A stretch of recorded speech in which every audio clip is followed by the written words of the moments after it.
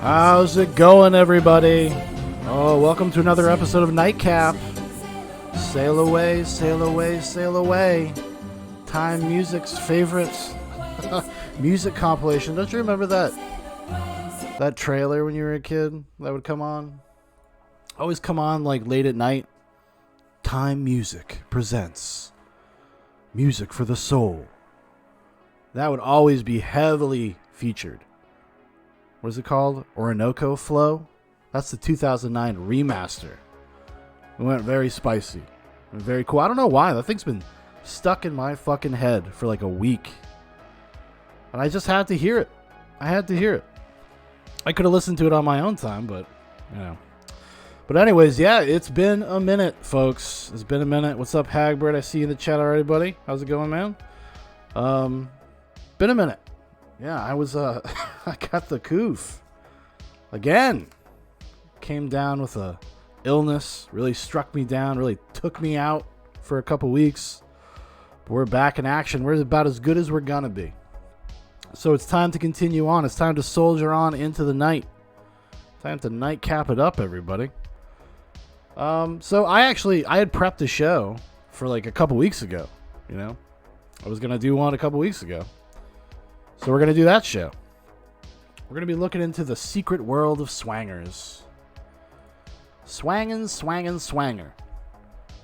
I've always been fascinated with swingers. Not something I've ever been like interested in personally. I just don't have the temperament for it, you know? Not like a jealous man.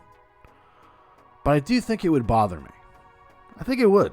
I think it would kind of bother me. I think it would bug me a little bit. But it's a fascinating, weird little subculture. We're going to learn a little bit about it tonight. It's been a long time since I've even thought about that stuff. And I don't know even how it came on my radar. Like I said, it was a couple weeks ago. I was just kind of like thinking of topics to cover on Nightcap. We've covered so many things already. You know, you don't want to repeat yourself too much. Now, I think at some point we're going to have to go back to a few wells. I'm going to go look back at some old episodes coming up in the next couple weeks to see, is there anybody we should go catch up with? Should we go revisit some old friends, you know? Prophet says, I'm not a jealous man, but call me crazy. I don't want to see a room full of drunk dudes use my wife like a sock. Nuts. Well, yeah, but I mean, technically you'd be using their wife like a sock as well, because that doesn't denote a gangbang, right? Swinging is not gangbang. But you know, since you brought that up, Prophet, actually I do have a video about gangbangers. We're going to start there. That's where we're going to start. Because this is the fear. No jumper, cool. And these guys, we actually watched the clip of these dudes a couple weeks ago, 3 or 4 weeks ago.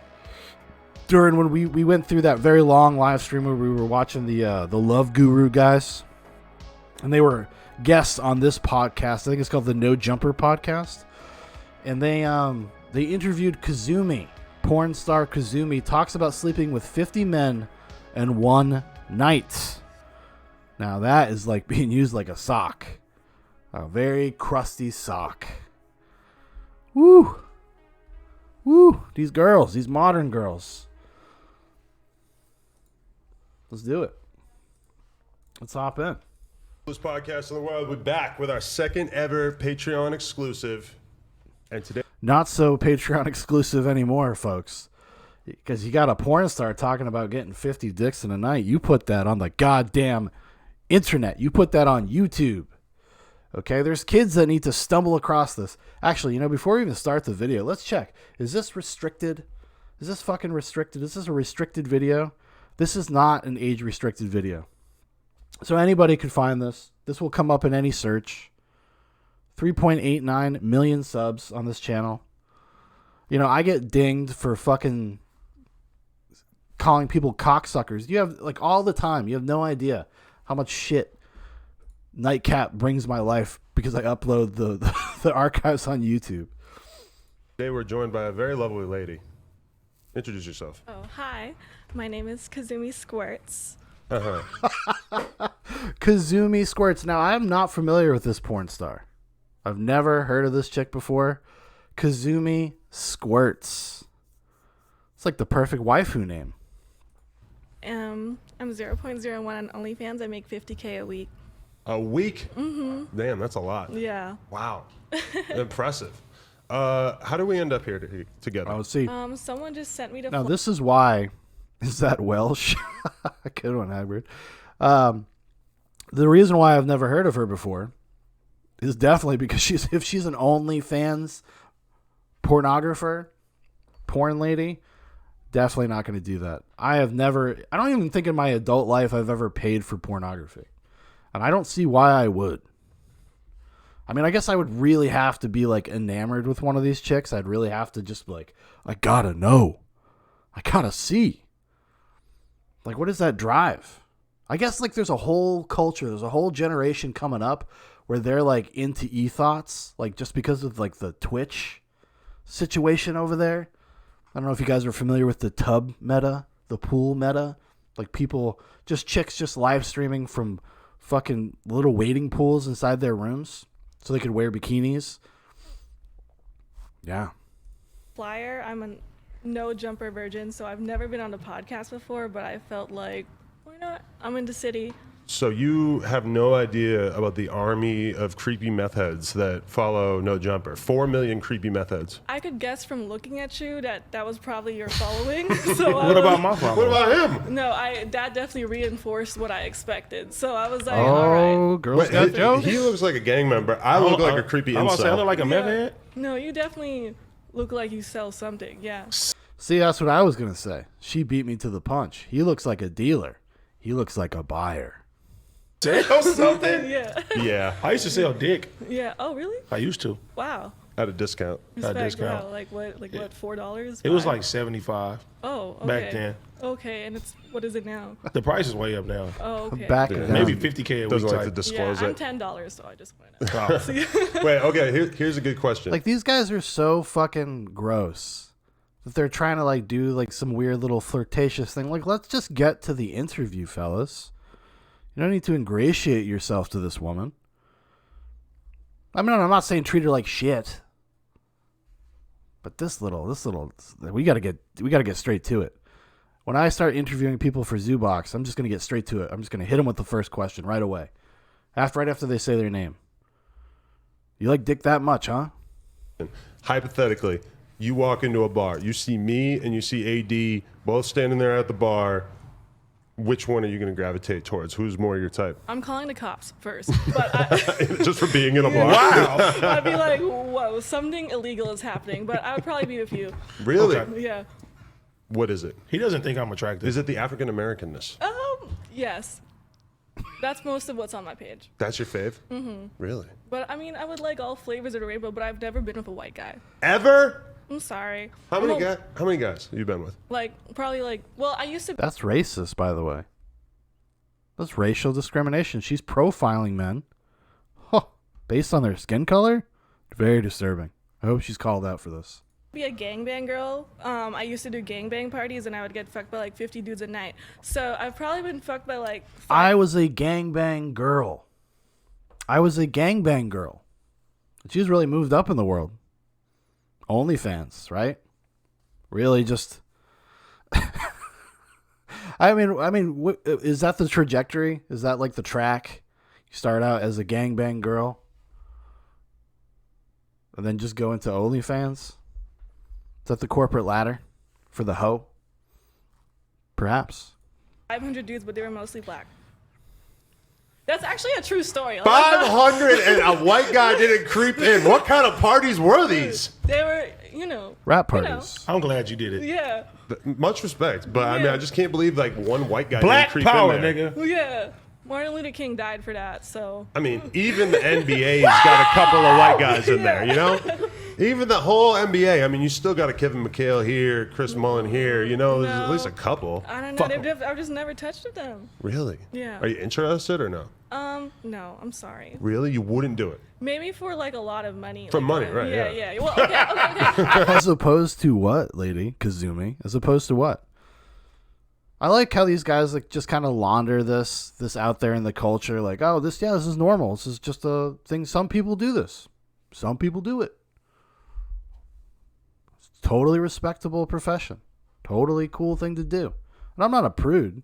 but I don't know, man. Sure, Of I've course, had, for money. For money, yeah.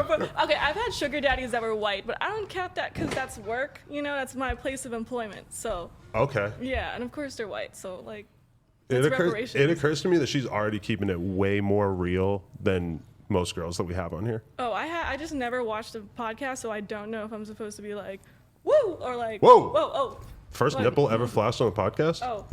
On the Patreon, show them. Whoa. Move. I wish we had like heart rate monitors that would tell when we got a boner. I would just tell you. I'd be like, it's not You got there a boner? yet. Don't look Not at yet. mine. I got a boner. No, please don't What's say a girl that. boner like? It's like when your clit just kind of like. That would be an amazing plot twist if there was a penis that came out at some point. AD ran off the show. I'm definitely running off the show. This channel has 4 million subs. 4 million subscribers to this podcast. These guys are like charisma vacuums. People will watch anything. Well, what are we doing? Fuck, what am I doing right now? Definitely not helping myself. Let's keep that if in. I like, I'm gonna do this. and it I'm was a dick. gonna throw this on you. Let's keep that in mind. I like that idea. Okay, wait. So where are you from? I'm from LA. I'm an LA native. Okay. And Thank God. At what point in your life did you sort of realize that you wanted to be a sex worker of sorts? So when I was this is a crazy story. When I was 19 years old, I was getting over a breakup, and this dude invited me to a sex party. What was that, like 10 minutes ago? How old do you think this girl is? What, like 24, 25 maybe?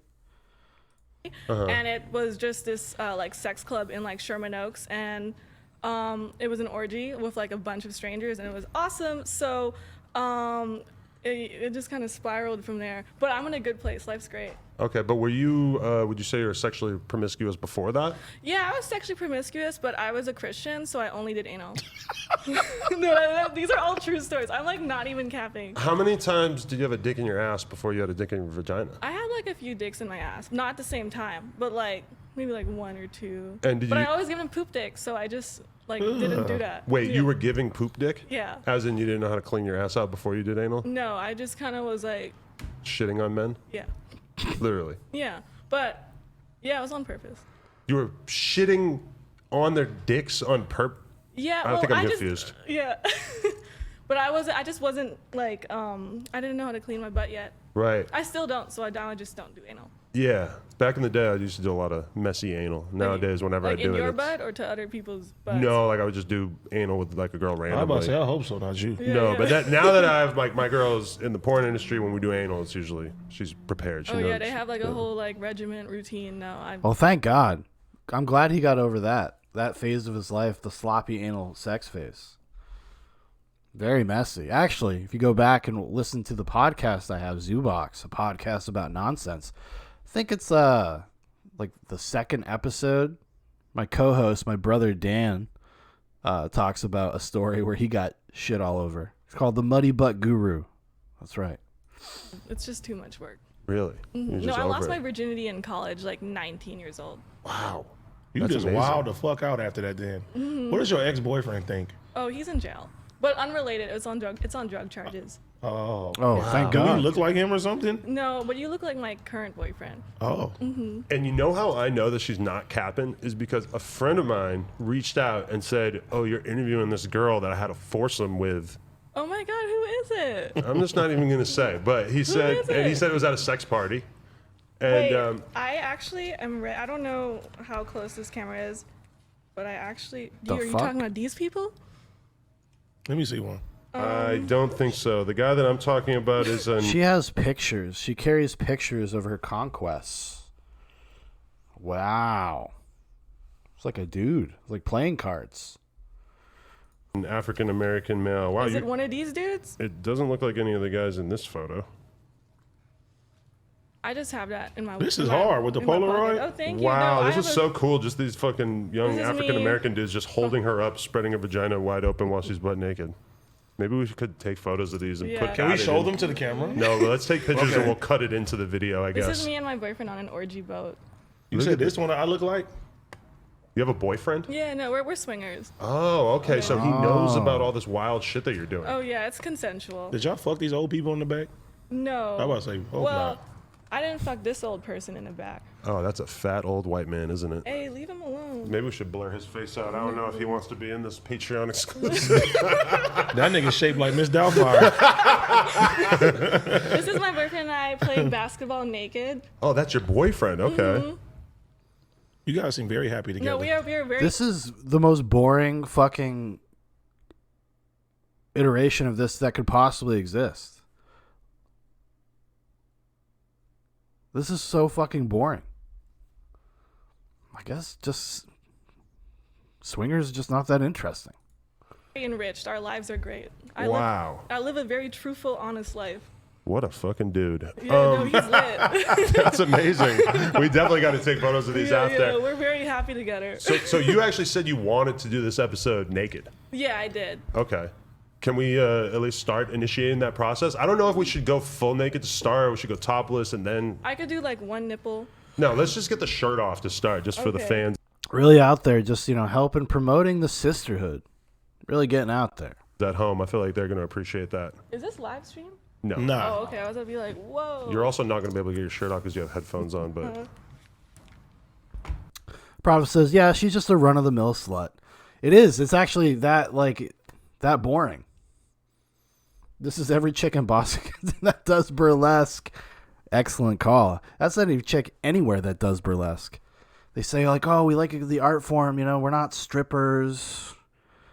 We're not strippers. It's different. It's like a show. But they be hoes. They all be hoes.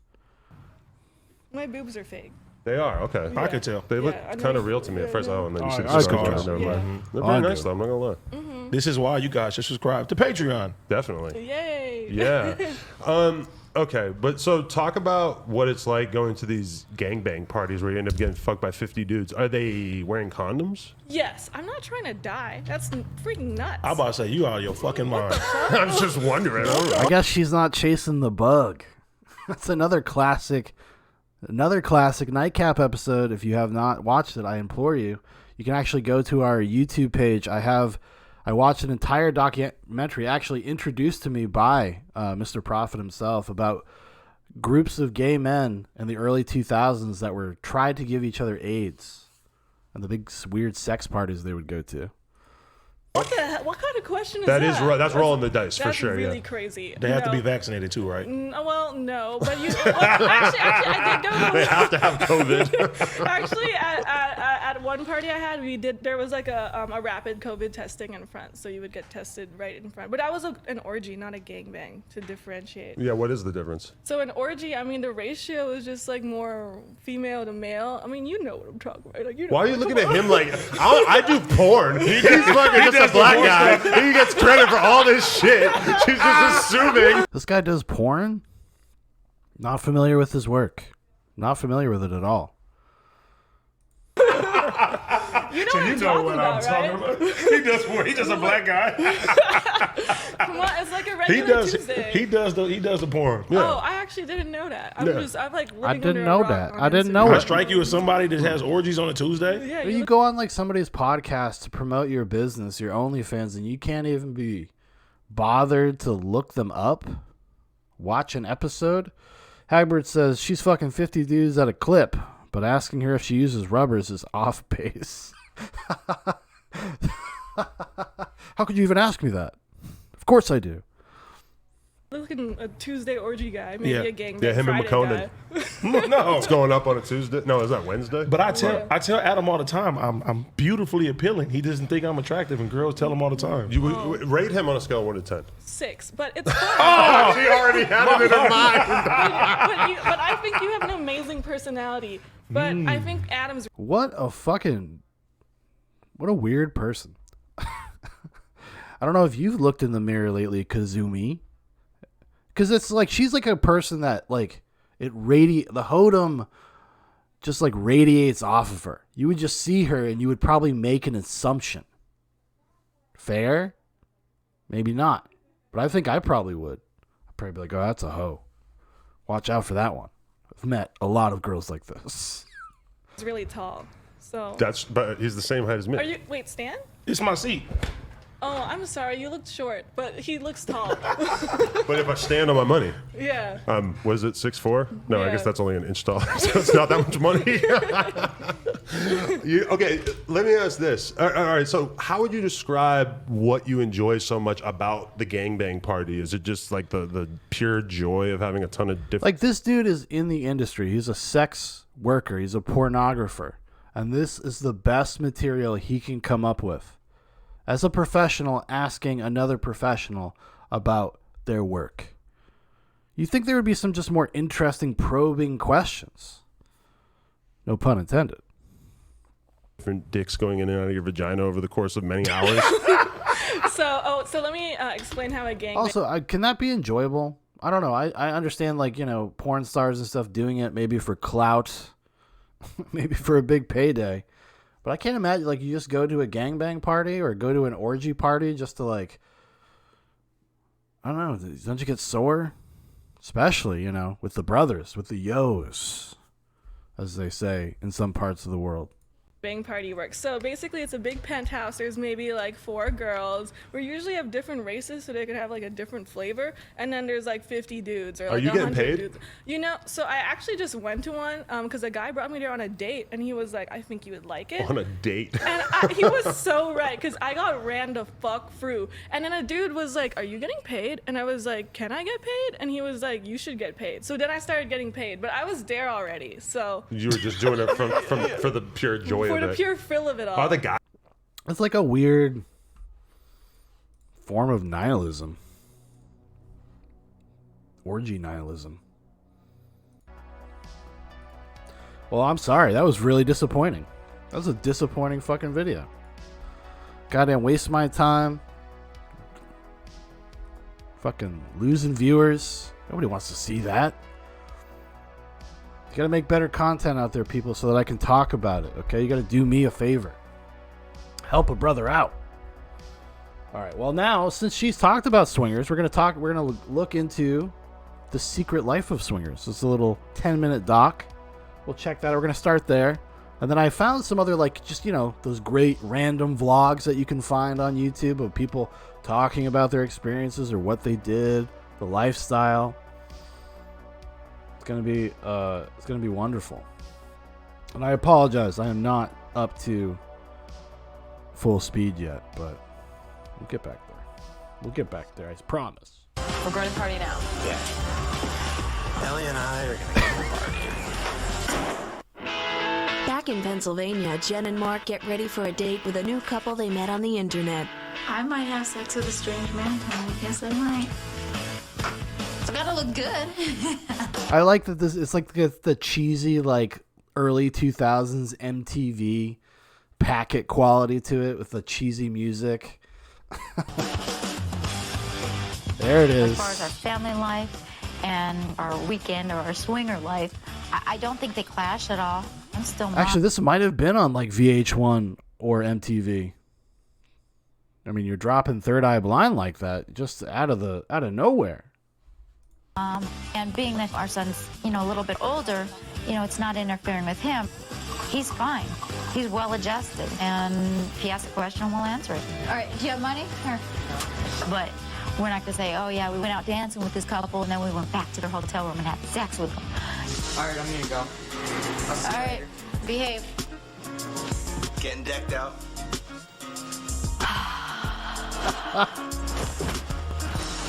Okay, I think we're ready. He looks like he's either going to like a wedding he doesn't want to be at, or he's a car salesman at like a cheap used car place. I hope everything goes well tonight with the couple, with Steven and Tracy. I'm just hoping we all get along. And we get laid.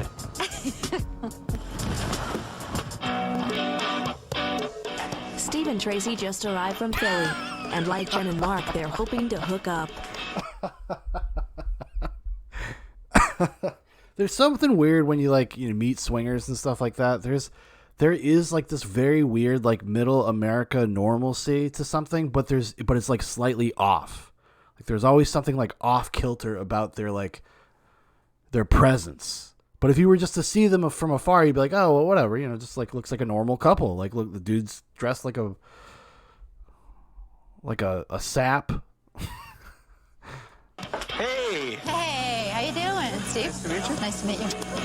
I think it was kind of a relief when Steve and Tracy walked in.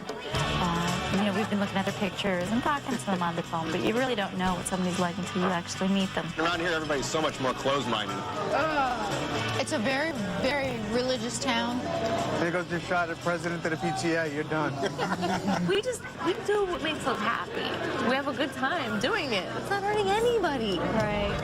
But people, there's going to be people out there that are going to judge. And what are you going to do? You can't change people's minds. There's always going to be people that are going to judge you. They seemed genuine and they were on our level. And that's like the only connection that they'll have. They're like, well, this is not something, our friends understand or people in our community would accept. And that's the only thing they have in common. But I guess that's good enough. That's good enough for a night of love. So we knew kind of at that point that the night was going to go pretty well. The two couples head out to Jen and Mark's favorite dance club. I think dancing. They entered the scene from The Matrix. It's the club from The Matrix. This is the place we like to go. We like the music. We like the music. The transitional stage from meeting a person to getting in bed with them. Obviously, you have to have something in between there that leads up to it.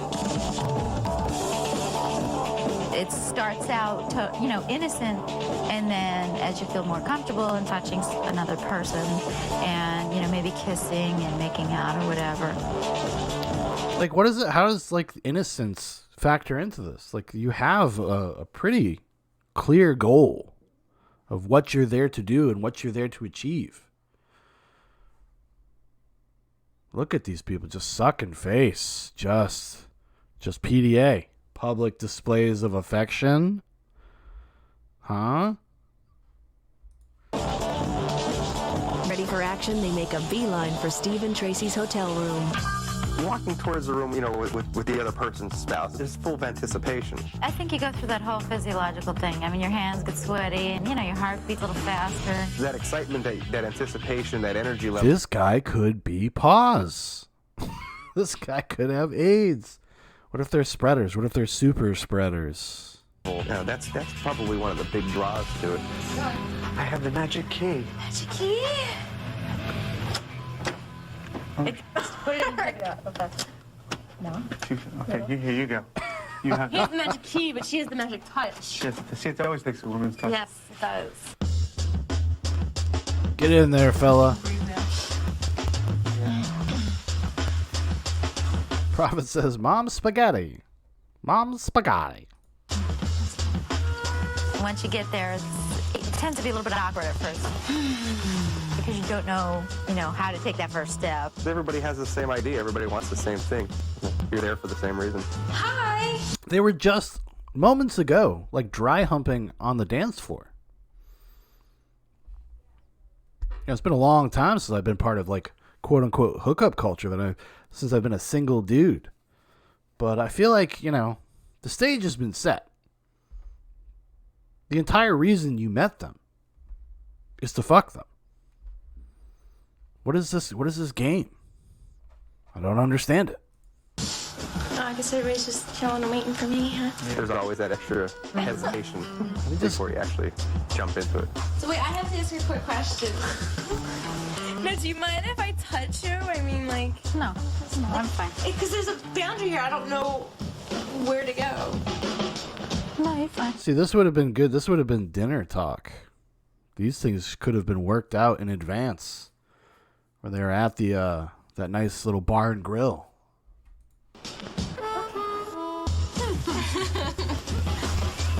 That dude at the fucking edge of the bed.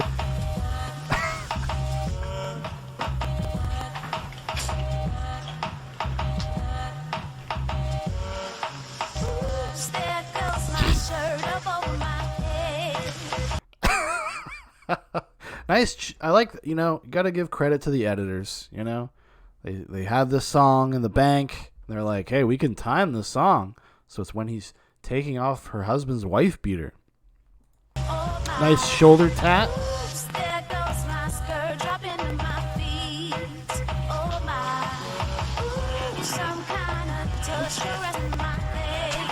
But I'm just gonna go over here because my head kind of wasn't in the right position.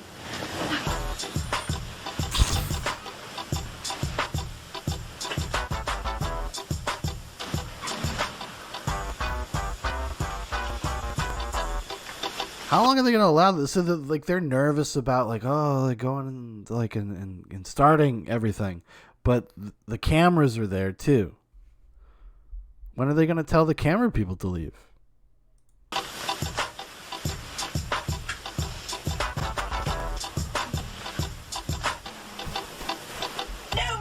Let me go see.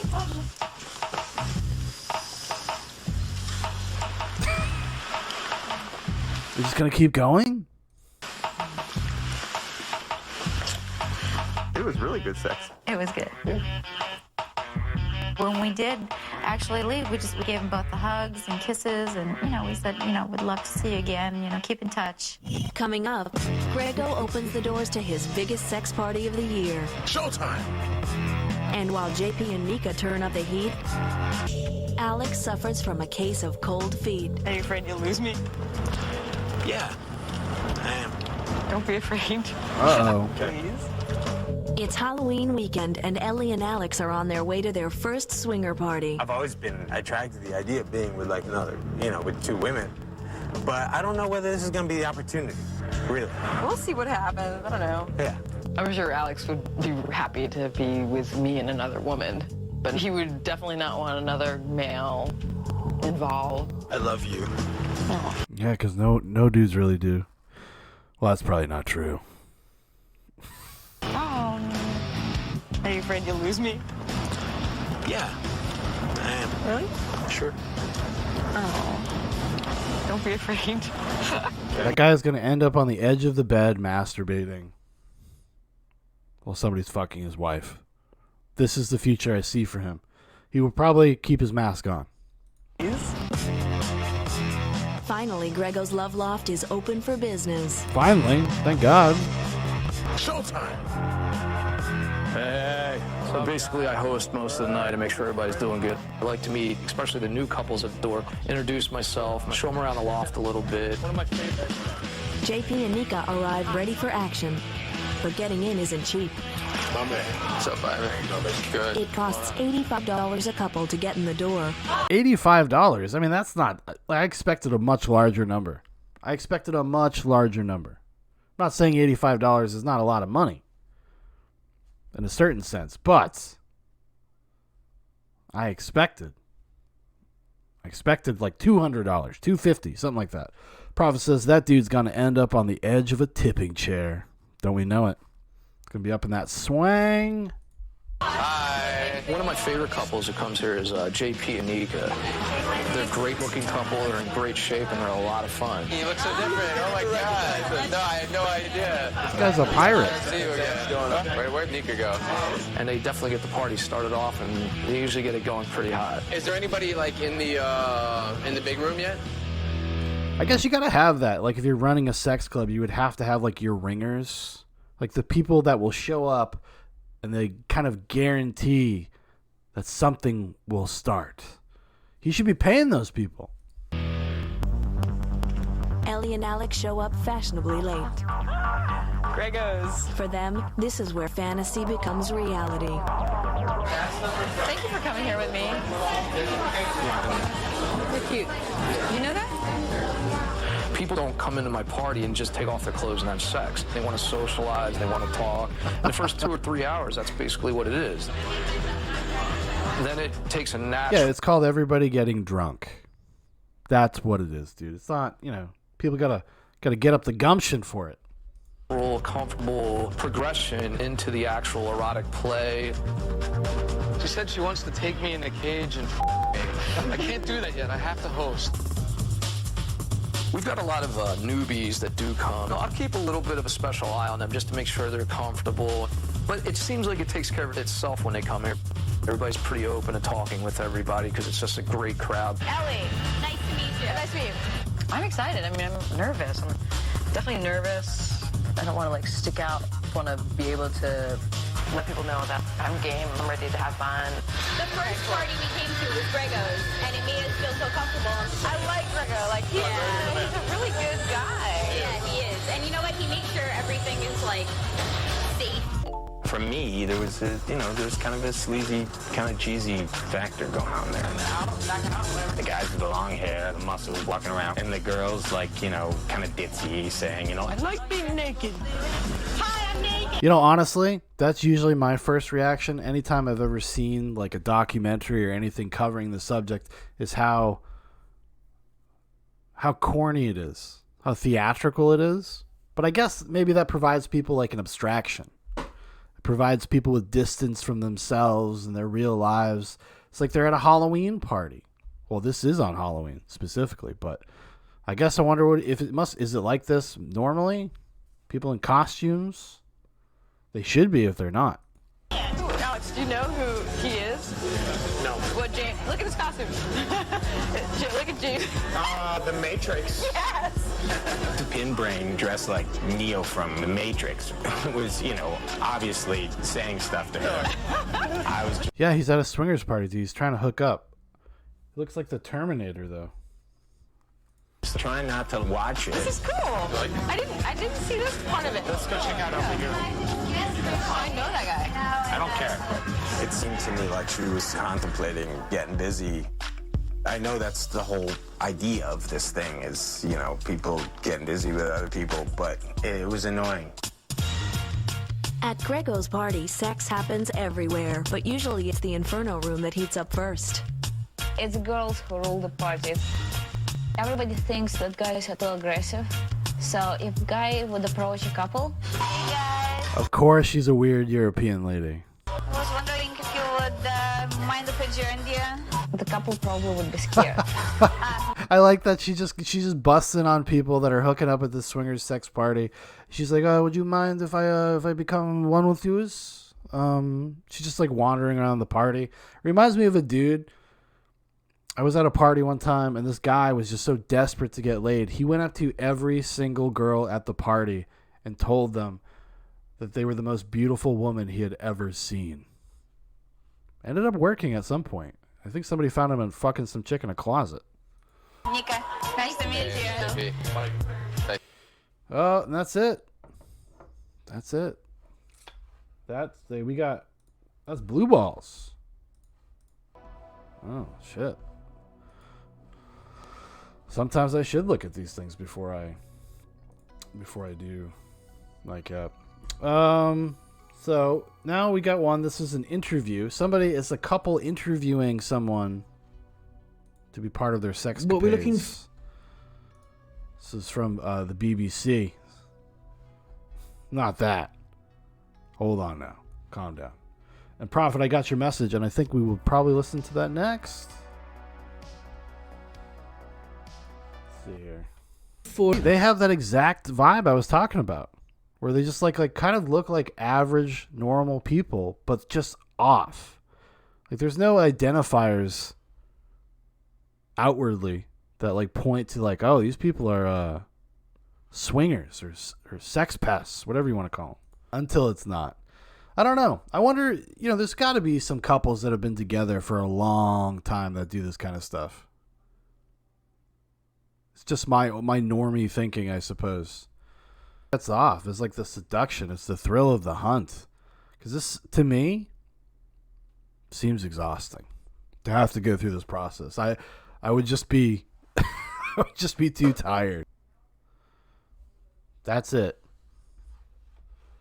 You know what I'm coming to the conclusion that swingers are very boring. They're just not that interesting. If you and your spouse... I thought there'd be more. I thought it'd be more interesting. We got this from ABC 26. Says, these couples say swinging makes their marriage stronger. So I guess that kind of dovetails into what I was wondering about. Are allowed to sleep with anyone you want. Is that still a marriage? If you're in an open relationship, what kind of message does that send to your children? These are the... See, he's one of them. This guy is a secret swinger. He's got that vibe. He's got that vibe. He's like, yeah, of course, I would love to take this story. Seems very fascinating. Very interesting.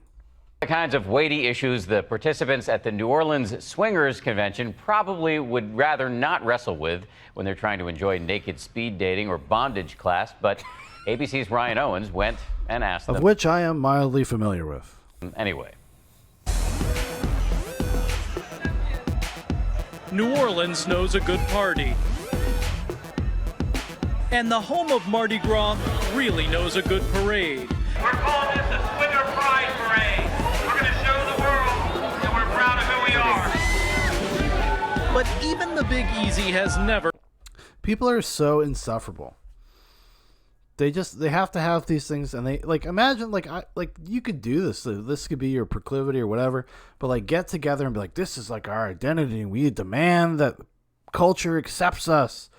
We demand that you treat us like normal. Isn't that kind of undermining what you're doing? Isn't that part of the fun of it, is to be a little subversive, a little dirty, a little off the beaten path?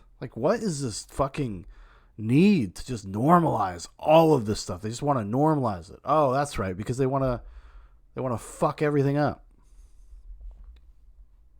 Deconstruct everything that we've as human beings have died and bled and sweat to achieve in our society and our culture and all these things we've built up. Oh, now we just have it too fucking good. So now we just gotta start chipping away at every little facet of it. Never seen one like this. Hold on tight. We're about to roll down Bourbon Street, baby. Woo! Welcome to the first ever Swingers Pride Parade down a busy Bourbon Street. Yes, couples who sleep with others with the full consent and often full cooperation of their partners. The Pride Parade is just a tiny and tame example of what you'll find at Nothing means anything anymore. If you call this a Pride Parade, then you've just completely eradicated the actual meaning of a Pride Parade. I wonder how gay people feel about this. What the fuck, dude? That's fucking our thing. What the fuck are you doing? In New Orleans, an annual Swingers What are you breeders convention. doing? Nightline got an all-access pass. So naked speed dating. Yeah, today's naked speed dating. At least as much access as we could handle. First thing is bondage. Of this year's gathering of 1,300 swingers from around the country, all based at a Bourbon Street hotel. They always say BYOB. Right. Among them, 28-year-old Holly and 37-year-old Michael Bell. They have been married 2 years and swinging longer than that. How does it not ruin? Okay, so they've only been together 2 years. That's not a long-term relationship. That's enough. There's enough room here for this to fall apart, I actually when I was really young, I wasn't personally invited, but all my friends were invited to a swingers party. It was at a place we met this this Korean woman who owned a hotel in Alaska, and she invited us to a swingers party. So obviously we can't help ourselves. We all just go, and it was just middle-aged flesh everywhere. Nobody hooked up. Nobody I came with ended up hooking up with anybody, but she wanted to bring us there to kind of be the ringers. I need some youth. I need some somewhat passively attractive people to be here as well. Gets people in the mood. They see that spirit.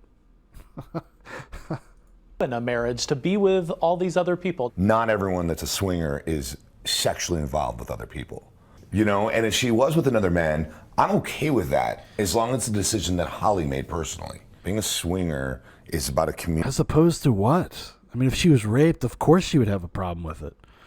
Community where you can be with wonderful people who have an open mind. All right, don't hurt anybody. It turns out Michael and Holly are sort of the Brad and Angelina of this convention. At the end of the day, it's about us. Yeah, we're 100% emotionally monogamous. So we're not worried. But isn't that sort of taking the easy way out? Like, absolutely. Oh, I'm totally monogamous with you on the inside, but I'm going to screw everybody I want. But that's it. We're not screwing everybody we want. You know, there's rules. There's boundaries. Michael, my gorgeous wife, Holly. Thank you. They host the very successful show Swing in its 4th season on Playboy TV. Their daily radio show reaches millions, and they've become ambassadors. Oh, so it's like a business arrangement. Their marriage is a business arrangement for the ambassadors of the lifestyle. Early on, we also meet John and Jack. Look at imagine going to a sex party and this dude, this Jason Statham knockoff dude, like comes up, like he looks so intense. Like, holy shit. I'd be afraid. I'd be scared. I'd be like, what have I gotten myself into? Jackie Melfi, married swingers from Dallas. They're getting a sneak peek at the sex playrooms at the hotel. I said, we'll have to play in that white room tomorrow night. Complete with 65 mattresses. The convention has... Hagbard says they have a strict no midget policy. Well, they can't come in as guests, but as party favors, employees, oh, they got him there. Set up. This one's nice. He does a really good job setting these up, that's for sure. For the Melfis, this convention is more business than pleasure. They own swingers clubs. This is an exploratory mission. They own swingers clubs In Dallas and one here in New Orleans. Are you really married if you could just sleep with whoever you want? Is that really a marriage? Absolutely. Absolutely. I don't have to stop loving him in order to have feelings for someone else. And that's pretty spectacular. You guys are not... How long have they been together? That's what I want to know. I want to find somebody that's been together for like 25 years or something. Not just swingers, your parents. What about that? Don't you worry at all about being role models to your kids and what they might think of this? I think we are role models to our children. I think we're good role models. I mean, we instill in our children honesty between your spouse and everyone. And that's really important, I think, in growing up and becoming an adult. I'm here to tell the world. That guy said nothing. He didn't say anything. I'm a kinky guy. The next day, we catch up with Bob Hannaford. Another guy. You would see him.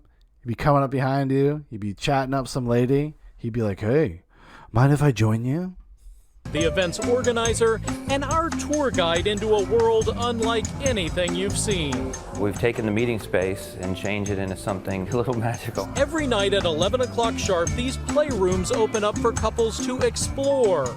I'm almost afraid to ask, but what exactly goes... I love the news guy. We got to go back to explore. A little magical. Every night at 11 o'clock sharp, these playrooms open up for couples to explore. I'm almost afraid to ask, but what exactly goes on in here? Anything that people want to go on in here. For Bob, the swinger life... He's so bashful about it. This guy is he's probably a nasty fucking pervert. Looks a little like a pedophile. But the bashfulness that he has, a little red in the face when he's talking, a little bit of ashamed of it, even though this is what he does for a living. Lifestyle is a full-time job. With a staff of 7, he runs a number of so-called couples cruises, and he's hired 45 people to help run this convention. People will come in here and they can leave it open, which is more inviting. They're saying, we're open to people joining us. And I want people to understand this is just a regular meeting room. Like next week, there'll be guys selling insurance in here or anything else. There was conference tables in here yesterday. And now beds. Yes. So how many rooms are there like this? We have the entire floor. A lot of people think, well, these guys, this is just a... How do you get the stink out of the room? Jesus, this hotel. I wonder if they tell them what they're doing. Hagbert says cannibalism? Hey, anything goes. Anything goes, okay? If you got a problem with that, you're a bigot. Used to cheat on their spouse. Cheaters don't tell their spouse. These people are here together. I think that's the big difference. But doesn't the act of swinging, doesn't that threaten marriage as we know it? Think about how many divorces there are, and most of it is infidelity. This is not infidelity. They're doing it together. How many monogamous people are breaking up every day as well? Back now to the seminars, 20 in all. Things like naked speed dating and bondage for beginners. Sure. But this is the layout of the day, huh? This guy is creeping me the fuck out. Sure, yeah. This is what we do here. Yeah, I'm a huge hornball. I'll take you and show you. We'll head to Naked Speed. The prophet says this dude is the straight Bill. Kind of, yeah. Yeah, he's got a little bit of the same kind of presence. Speed dating next. Demand is so high, they have to close it off. We're looking for the speed dating. Yes, they're already full. Yeah, you gotta get here early. Some people might think everybody here is an Adonis or a Barbie. There's all shapes and sizes. I know, I just went in there. We have couples in their 20s, couples in their 70s, and we have big. Hagbert says ozone generator gets rid of odors. All hotels have them. Good to know. Good to know. We have small, we have everything in between. We're just society. Just a little more naked. So we head to a different seminar. Oh, sorry, it's the next one. Wrong dungeon. Look, there's the maid. What kind of tip do you leave her? A few doors down, we find the introductory. This dude is tickled. He is tickled to be here. He's like, I'm having a good time making jokes. Bondage class. This is a 101 series. This is my assistant, Dolly. And bondage can be a fun thing. All of these classes, we should point out, emphasize safe sex. Once you have them in an interesting place, you can work with the fear. He also just said he has a class tomorrow on flogging, which is even more intense apparently than this. Most of these couples have been to the convention before. Many have been swinging for decades. But we did find some newbies. Lisa and Jay Green from New York City got married just 2 years ago. We're both in our mid-20s, and if we live to 80, that's a lot of years of the same person. So looking for excitement and keep things different. Yeah, we feel like because we're young, it's the perfect time to start exploring what we're into. It seems like this could easily ruin a marriage, especially a new one. Are you worried about that?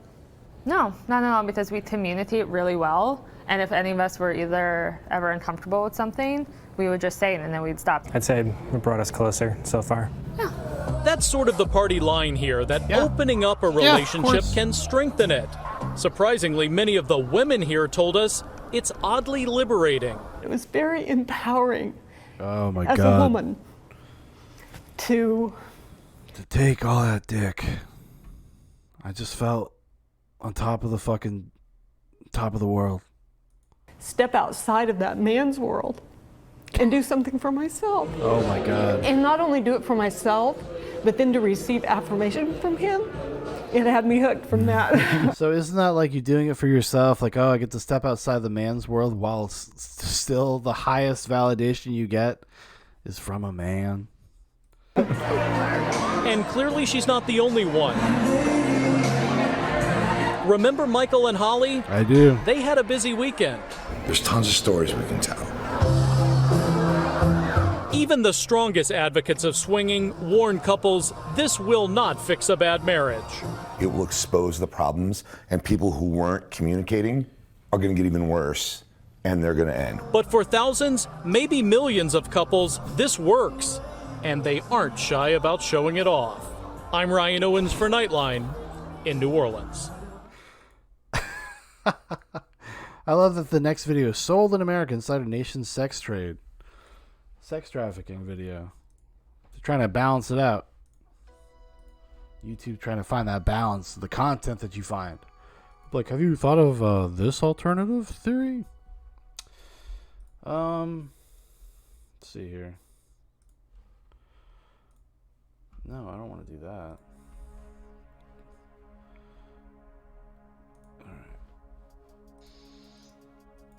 Alright. Oh. Alright. Now, if you are in one of these relationships where there's not a lot of trust, and you're a lady, you're a gal, and you just need to know. There's only really one way to know for sure. So we got this handy dandy song. This is actually a cover of a famous song by one Risque, a Miss Risque. It's 4 o'clock and I'm sleeping. It's late night and you're creeping. You could have told me you were leaving. Now I know you're out there cheating. Why you gotta do me like that? When I call, you don't call me back. Texting you like, where you at? It's fucked up how you do me like that. I'm dead asleep and you're tricking. At the club with dirty foot bitches. My girl was there, she was a witness. She had a camera phone, she took pictures. You were on the dance floor grinding. stripper hoe named Diamond. You were flossing hard, you were shining. Everything she drinking, you were buying. I think it's time to stop lying before I get mad and pull out my 9 and you wanna fuck a new bitch, that's fine, but don't fuck hers and try to fuck mine. You keep telling me you didn't touch her, but something keeps telling me that you... You know, I gotta say, this song is very specific, you know? This was culled from life, you know? But they say that, you know, good hip-hop, good R&B is about storytelling. You fucked her and I'm not the kind of bitch to play with. Drop your boxers, let me smell your dick. Why you coming home 5 in the morning? Something's going on, can I smell your dick? Play me like a fool, that ain't cool. So what you need to do is let me smell your dick. Wait a minute, Listen up, ladies. That's how a bitch gets her It's the eyes only way you full can up. really know. Give a damn what your homegirl seen. Me at the club, what the fuck you mean? They ain't got business eyeing me like that. You ain't got business trying me like that. I wasn't even feeling diamond like that. I was wildin', but I wasn't clowning like that. That's alright, that's okay. Don't... It's just used to be an entire industry of nerdy, ironic white people doing these kinds of covers of, you know, sincere hip-hop songs. Very shameful. White supremacy all around us. Believe what your homegirls say. I'm the kind of guy who drinks a lot of liquor, meets a lot of bitches, takes a lot of pictures. I might break bread with 1 or 2 strippers, but that don't mean you gotta pull down my zipper. Thinking that I dick down the whole town, even though I got enough dick to go around. Yeah. Dick to go around an entire town. Why you coming home 5 in the morning? Something's going on, can I smell your dick? Don't play me like a fool, 'cause that ain't cool. Let me smell your dick. Let me smell your dick.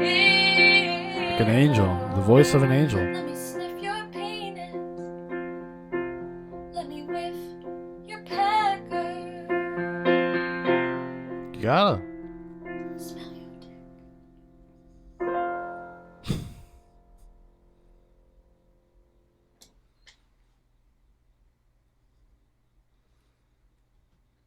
Oh, she felt good about that take. She was in it to win it. In it to win it. It's a good quality to have as a person. What do we got next? You know, this has been kind of rough. But let's see if this person can brighten our day a little bit. A little short video. Swinging in Sex Parties, My Experience. Story time by Venus O'Hara, who is an orgasm activist. She's trying to free that orgasm. Make it free for all of us. There it is. Hi, my name is Venus O'Hara and welcome to another video. Today I'm going to talk to you about my experiences swinging. Oh my god, someone asked me if I was into swinging or... Jesus, she's fucking got crazy eyes. Crazy eyes. Hagbert says, with your pecker made beer shoot from my nose. I'm sorry, buddy. Yeah, these liberal clubs and stuff, and yeah, very liberal I would clubs. share my experiences with that. Here in Barcelona, I've been invited to many sex parties and yeah, interesting things. And I'm definitely a voyeur, so I have some limited experiences with being in some swingers parties and sex parties and fetish parties in particular. Yeah, and I absolutely love watching other people get up to no good. And I remember one time, yeah, so I've been to lots of swingers clubs, and one time actually, the very first time I went to a swingers club, I went with a friend with benefits, and we ended up getting it on in this place in front of all these people, which I did not expect, because I was going just to watch. But then it ended up being something quite different. But For me, it's definitely not something I would do on a regular basis. I'm really... There's something so like just funny about her entire affectation. The crazy eyes, obviously, right? That's the first thing I noticed, but like the almost the politeness about it. Maybe it's just that accent. Glad that I've had the experience of going to a place like this, but it's definitely not something that turns me on at all. I think I'm too squeamish. I think about the hygiene, especially because Good for you. let's say, Somebody has to. In one place where I was, the lighting was amazing. Everyone looked great. It was kind of a warm red light. A lot of people were naked, and everyone looked pretty good actually. But then I was thinking, you know, if you turn these lights up all of a sudden, what kind of stains would you see, you know? I didn't really want to sit down. You don't really know what you're sitting in. And don't get me started on the jacuzzi. That has just got to be so disgusting. So for me... You know, I've turned the corner on her. I've turned the corner on this woman. I'm like, okay, Venus. Conscientious person, you know? But all of this maybe squeamish or just cringe stuff in my head, just too much of it to actually to be able to let go and have sex in a situation like that. And also I think when I'm in a situation with sex parties or swingers, etc., it makes me feel like a real prude. Yeah, it makes, because normally in my life as a sex toy tester, I'm usually the more outgoing one in the groups that I'm in, whereas if I go into that type of ambiance, I feel like a real prude, and it makes me feel quite uncomfortable. And that's really not the type of sexuality that I identify with, or the type of sexuality that I want to promote personally. I believe that sex is a sacred, energetic exchange, and I'm not really sure that I saw many sacred, energetic exchanges happening in a swingers club. However, there is a time and a place for everything, and when I did go, I was so glad I did go. And I remember I went with the intention of just watching, and I ended up and having one drink, just watching. Those are the best nights, aren't they, when you go out and you expect nothing. And I ended up being with the guy I was with, but in front of other people, which is a really big experience. But also we ended up staying to the very end. So it was like 6 o'clock in the morning, and then I got a taxi home, and it was dawn, and I just couldn't sleep thinking of all of the things that I'd seen that night. It was a real eye-opener, but nothing else opening, definitely not. So yeah, so my advice would be, if you're interested in going to a swingers party, well, in my situation, I was going with a friend, so there were no emotional boundaries to discuss beforehand. But if I was going with a partner, I think it's really important to discuss where the limits are and what you feel comfortable with or not. So that's really important. So you've got some expectations. Swingers, people that are into this stuff are the most boring people on the fucking planet. I swear to God. You know, here I am thinking, oh, of course, it's going to be a fine show. We got loaded up with videos about swingers and sex parties, and it's the most boring, pedantic shit ever. Also, I think it's good to research the venues, because also different venues have very different clients, because different swinging venues have very different themes and different people going. So I think that's really interesting, or very important to research before, because if you go to one place, that might give you the wrong idea, because I think every swingers party is unique. Oh. Anyway, if you're thinking about swinging, I hope this is helpful. Okay, Venus. What else is Venus up to? 104K subs. Oh, how to feel good. My hair loss. I did not expect that. The Satisfier. Q&A. Extra large condoms. Lubricants. Sex Life. Netflix series. Lolly Plug. Penis-sized dating. Hookup culture. Sex. Blah, blah, blah. Is there like a concise one? My first job, how I learned the value of money. She has 104,000 subs, And we have videos here from like even a week ago, 753 views. She's being silenced. Sacred energy exchange. I don't dream of labor. Women's life choices, a discussion.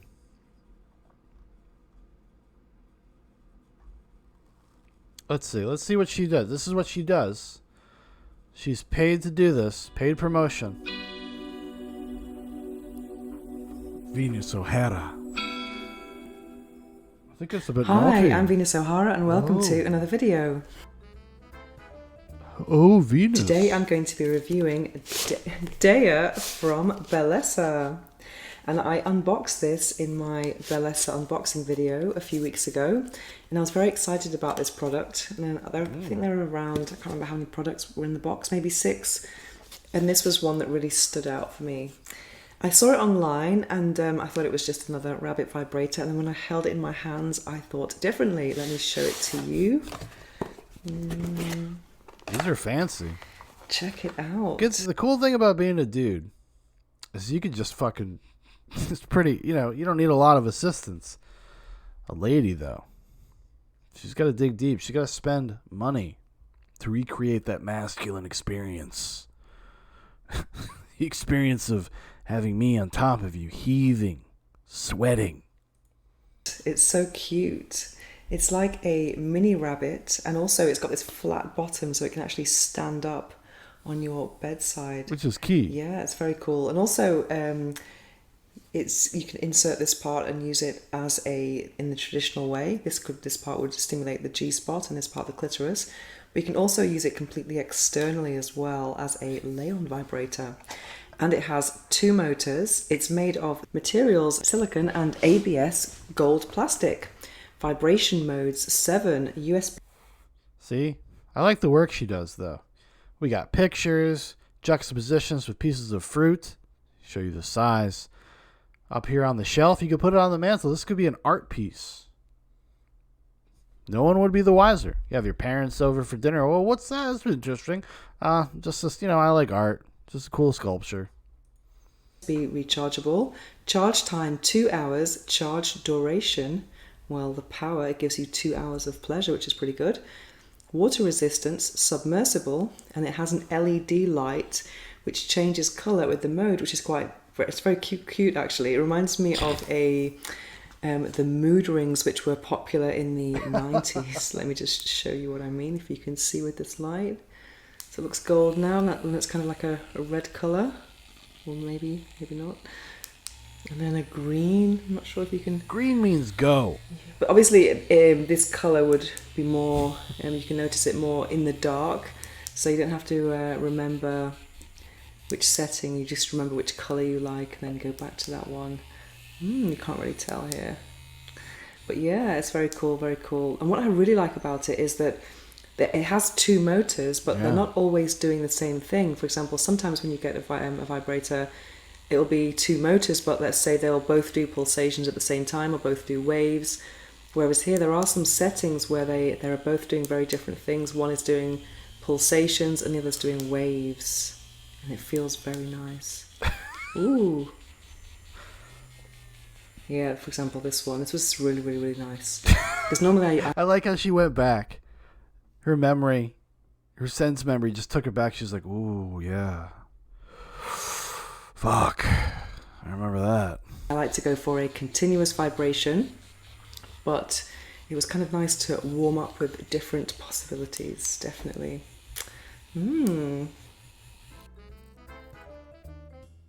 So it is presented in this box, which is ideal for offering as a gift. Or for storing a toy. A lot of pomp and it also circumstance. Contains user manual. Prophet says, imagine the entire point of your life is coming really hard. Yeah, we're trying to find the right products to make that happen, yeah. Would that be bad? I mean, she seems like, from the previous video, slightly adventurous, but kind of a prude. I kind of respect that a little bit. I respect her, what do you call it? Her temperament. in English and French. Here there is a USB charging cable. Now let's see how it works. This is key. If you want it to work. To charge the toy, stick the cable in here at the bottom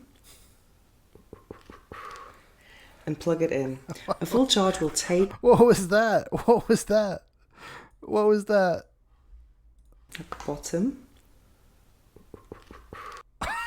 What the fuck was that? Here. Let's hear it again. Bottom. And plug it in. Oh my god. Full charge will take 2 hours, and that will provide you with 2 hours of pleasure. And then there is one button here at the base, and just press it down.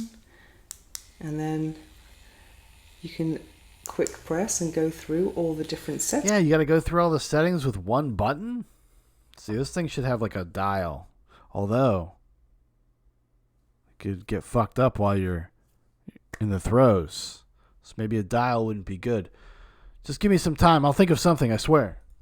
Settings, and then you can... I can kind of see it here. I'm not sure if you can make it out in the video. But it looks very, very cool anyway when you see the lights, when you see it lit up. And then to switch it off, just press down on the button for a couple of seconds. At the end of the cycle, it also switches off at the end of the 7 different vibration settings. Yes, as I said again, it's very cute, this toy. It's kind of like a mini rabbit, because I think there is an obsession with size, I think, in sex. People think that the bigger the better, which is not always the case at all.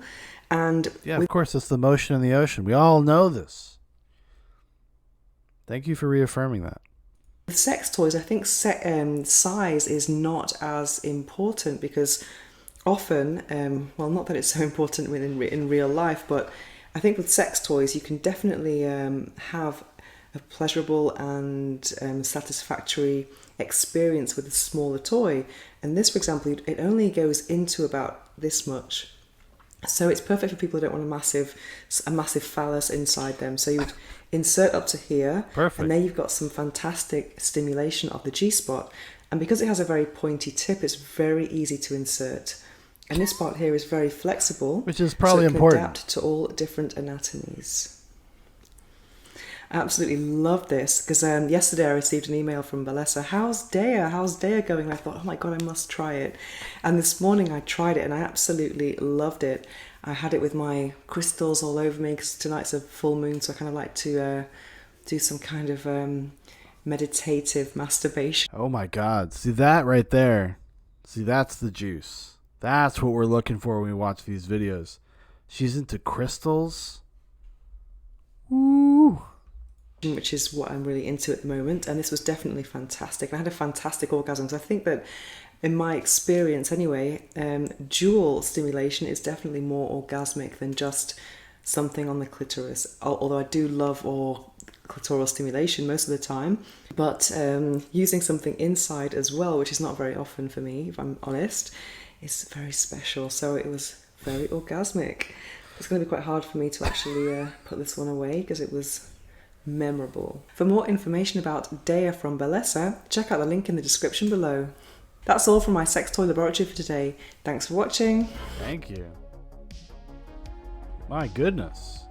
That's a girl you can take home to your parents, you know? Then when you get home, it gets wild. Hello, video. Okay, so we got this girl. Her name is Baby Doll Peach. She went to a swingers nightclub. This looks like one of these girls we were kind of talking about earlier. The burlesque chicks. She looks like she might be one of them. I feel like she could be an artist. See what I'm saying? See me? Feel me? Hello, videos. So today I'm going to share with you my first experience at a swingers club. So in my last 18 plus Q&A I told you guys about that I really wanted to try and go to a swingers club. I haven't even told my husband at that point. But now I did. And now, as we learned from the Dateline video, communication is key to being a successful swinger. Already starting on some sort of, I don't know, shaky foundation. We went. So when I told my husband, he was like very confused for a second, and he said he was kind of scared. But then I explained it and we got into it, and he thought it actually sounded kind of cool. So we decided to go. And well, all in all, it was really great. Both me and my husband loved it, and we both agree that we will definitely go back there. So the whole thing started with us showing up for the tour. They have a tour where you're fully clothed and everything, nothing like that, and you see the area, you can ask questions, they explain all the rules and stuff like that, and that was really fun. Like the plan was to just go and get the tour and then go home and think and like talk and all that kind of stuff, even though we had talked. Hagbert says, does she keep her roller derby skates next to her ukulele? Excellent. A lot about it before that. We were just like, all right, we're just gonna see the tour and then we're gonna go home. But then after the tour, like, it was so amazing. We were just like kind of looking at each other like, are you sure you want to go home? And yeah, then we just stayed there and actually participated. It was like very spontaneous. We already knew what rules to follow, kind of thing, and what the other person didn't want the other one to do. Like, we were just the two of us there. We didn't interact with anyone else. We didn't want to. So first we walked around a little bit, looked at some of the other people, you know, you take a shower and all that. And you can either be completely naked or you can wear something like some lingerie or something. You're not allowed to wear clothes, but some sexy clothes maybe it's okay. Or just some underwears for guys. So I just wore my underwear that I came in. Luckily, it was actually a really cute underwear set I was wearing. It was matching everything, which doesn't happen a lot. So that was pretty good. My husband just wore his underwear, and we just walked around, looked a little bit. There's, you know, at where we were, there's like the first floor is for more like BDSM and stuff, and then downstairs is just like sex. So we went upstairs and there was some people who have started spanking each other and stuff like that. And it was really fun to look at and really exciting to look at. I really liked it. It felt so surreal. You know, these are the kind of things you see in porn. You know, I never in real life seen other people have sex like in front of me, or spanking each other and doing those kind of things. I never experienced that, so it was so surreal to see it in real life because I'm just used to seeing it in porn behind a screen. So that was really fun and really exciting. And you know, we walked around a little bit and then we ended up having sex in a room where it's like it's made for only couples. Like, you can't go in the room if you're single, but people can look at you. You know, it's a big room where couples can lay, you know, a couple there, a couple there, a couple there. And then there are some windows so that people can look in and see what's going on in there. And me and my husband ended up having sex there a couple different ways. And that was really exciting. It was so surreal. And you can hear everything going on. Like, you can hear everything that's going on in the next room and the next room and upstairs. So that was so fucking hot. Like, you could just hear the moaning and the screaming and all the sounds. While you were doing it as well, and that just really added to it. And the thought of someone looking at us, it's not like I'm not super like into that in that way. It doesn't bother me, but I'm not like into it. But it still had just a little effect on me, you know. It was a little bit exciting, but I definitely found out that that is not my kink, to have someone look at me. Again, I don't have anything against it, I'm not bothered by it, but it's not something that turns me on. It's just there. So, but it was a little bit exciting, you know. And yeah, you could just hear all the sounds from everywhere while you were doing it, and it was so incredible.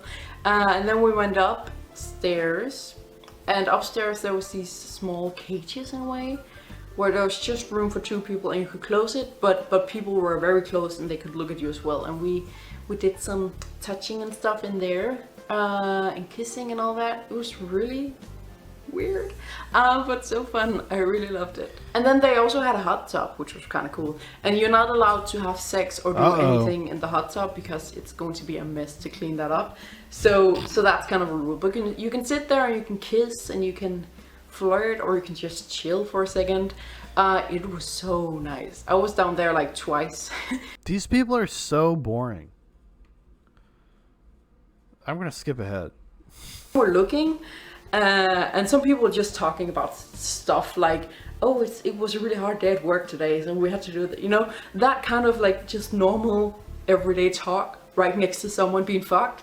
It was so weird, and yeah, I loved it. I thought it was really fun. And you know, taking all the horniness aside, like if you look away from, you know, it turned me on to be there and all the kind of things, it was also just amazing to be there. Like, I don't know how to explain it. It's just, I'm a very sex positive person and I'm a very body positive person. There were people of all shapes and sizes there, on all ages, and they just walked around naked and just did not care what they Just chilling, eating pizza at the fucking bar, at the buffet line. looked like, what anyone else looked like. It was just so amazing and freeing to be among that many naked or almost naked people. It was so amazing. They were just walking around with their stretch marks and their cellulites and their fat and their just everything that you would normally try to hide. And it's still liberating. So even if we take away all the sex stuff and horny stuff, it was so like spiritual for me. I don't know how to explain it. It was just amazing to see. And again, also just to see people have sex like that. Like at one point there was someone entering the bar and a woman was like, oh man, it's been such a long time, and like talked to him and hugged him like he was just a friend. And then later during that evening they fucked each other, and then they were back at the bar talking like friends. It's so amazing. Like the whole atmosphere in that place, it's just so great. It's so chill, and it's really like, alright, sex doesn't have to be a big deal. It doesn't have to be like a really big deal. It doesn't have to be dramatic. It's just like, oh, there's my buddy, let me go fuck him because he has a nice dick, and then let's go back to... See, like, there's a sense of escalation coming here in her life. I wonder, like, if her husband is down for this experience as described. Clearly, he does not watch her videos. Talk about sports or work or music or whatever. I just loved it. The whole atmosphere. Again, take away all the sex stuff, the horny stuff, just the whole atmosphere of being around people who are so comfortable in their own bodies and who are so comfortable about sex. It's just natural because sex is so natural. It was incredible. So there's a part of me that's like think that everyone should go to one of these places. Like, you don't have to have sex. That's also a really great thing. Like, you can just go there and look at other people and have the soda and then go home, you know? Do they let people just like fucking crank it? Like, could you go to one of those like one of the areas or whatever and just pull it out, just start cranking it? You just go and stag to the dance. Somebody stop me and be like, hey, how dare you? How dare you stop me? This is my expression. I'm here to enjoy the atmosphere. So you don't have to have sex, so I really think that everyone should just go there. It really does something for confidence and with the whole body issue things. I guess that was it. I know. Yeah, I don't know what else to say. It's such a weird subject to talk about. Thank you for the Diamond Prophet. He says, this woman has a fucking cat chest piece. I know, I saw that. Yeah.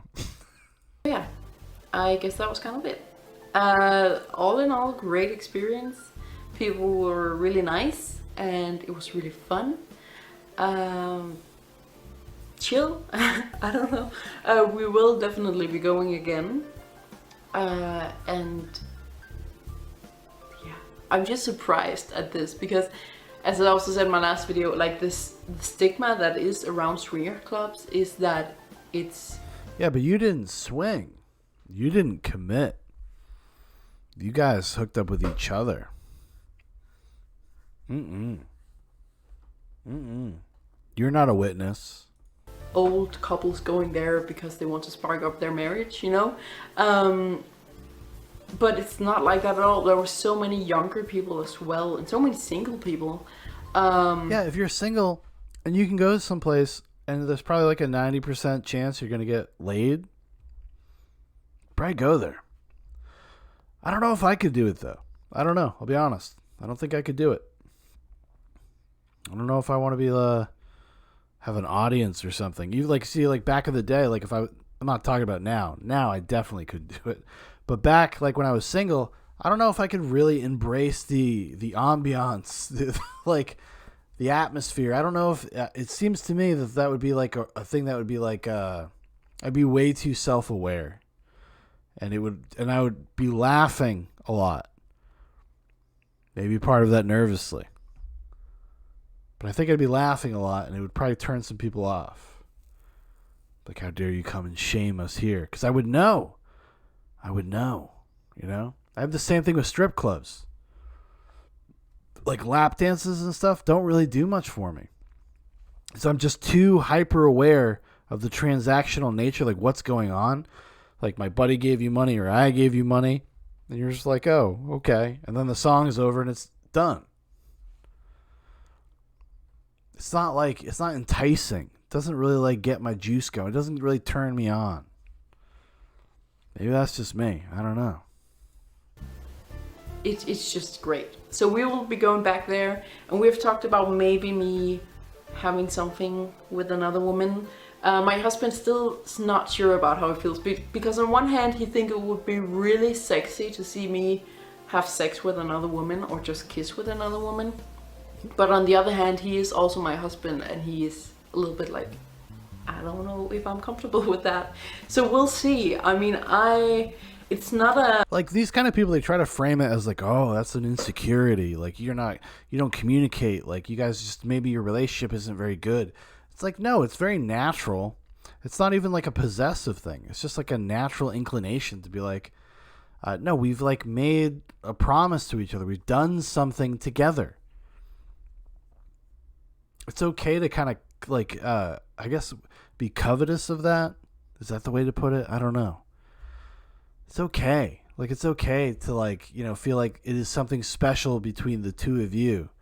And to completely like denigrate that, like, and act like you're just like a fucking single person out there throwing seed, just fucking whoever. I don't know. A must for me, like, and I'm not even sure if I will be able to do it if I get in that situation, but there's a part of me that really wants to explore that, also because I am bisexual, and being married to a man, hopefully forever, like that is our plan, is to marry for the rest of our lives. I will probably never be able to experience that, you know, being with a woman. I would also love to experience being in a relationship with a woman, but that is, you know, obviously not gonna happen. Is it? But obviously? at least this way I might be able to experience the sexual part. So I guess that could be kind of fun. But again, I'm also very monogamous, and I'm very like, not just with like my husband can't cheat on me, but I'm also like, I don't want anyone else than my husband. Like, he gives me everything I need. I don't lust for anyone else. I don't know.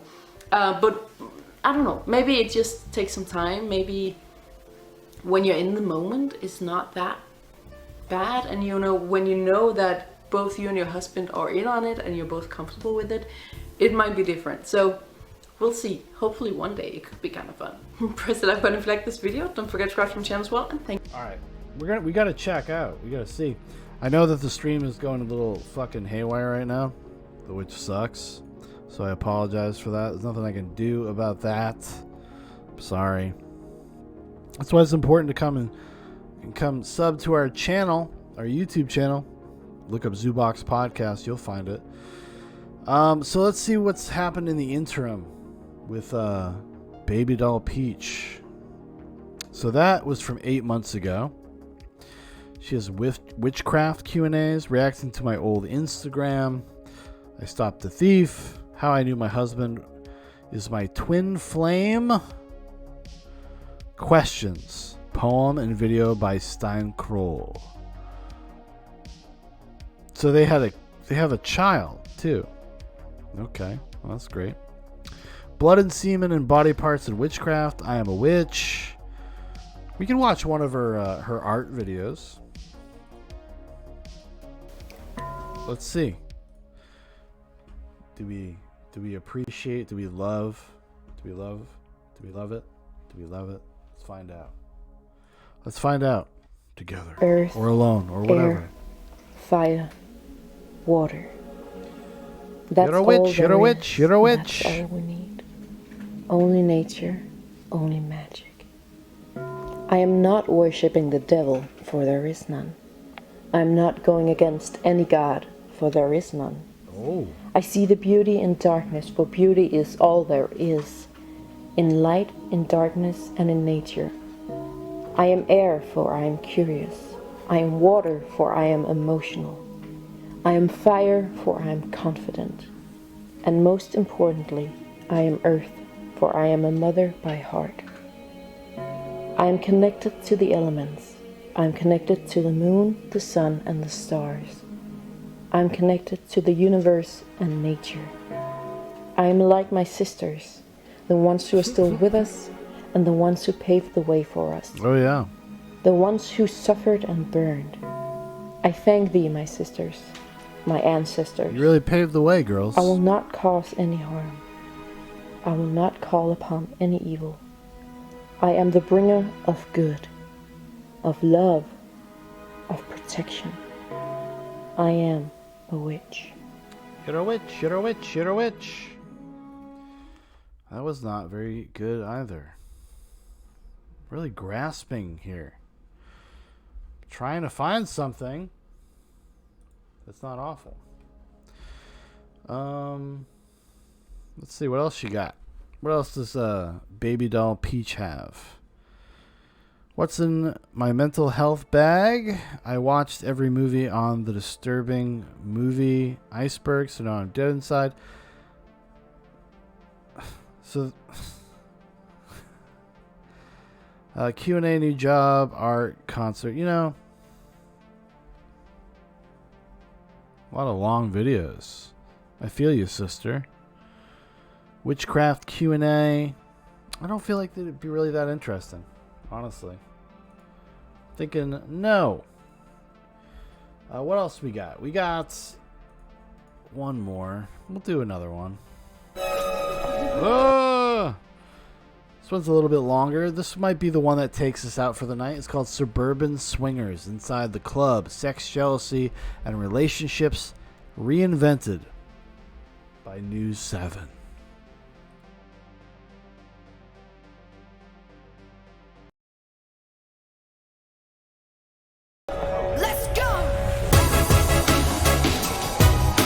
Keys in a bowl, and then everyone just gets naked and just has sex. So would you watch Lawrence have sex? Yeah, I have. I mean, last weekend I watched you have sex. So it's not straight into the orgies, but the orgies do come along. Yeah, go, just go. It's kind of like watching live porn, to be honest. Personally, I've only seen maybe 20 to 25 couples. 50 people, wow. I am speechless. My name is Kieran Lyons. My life is pretty normal, but not everyone's life is like mine. Some are rarely seen.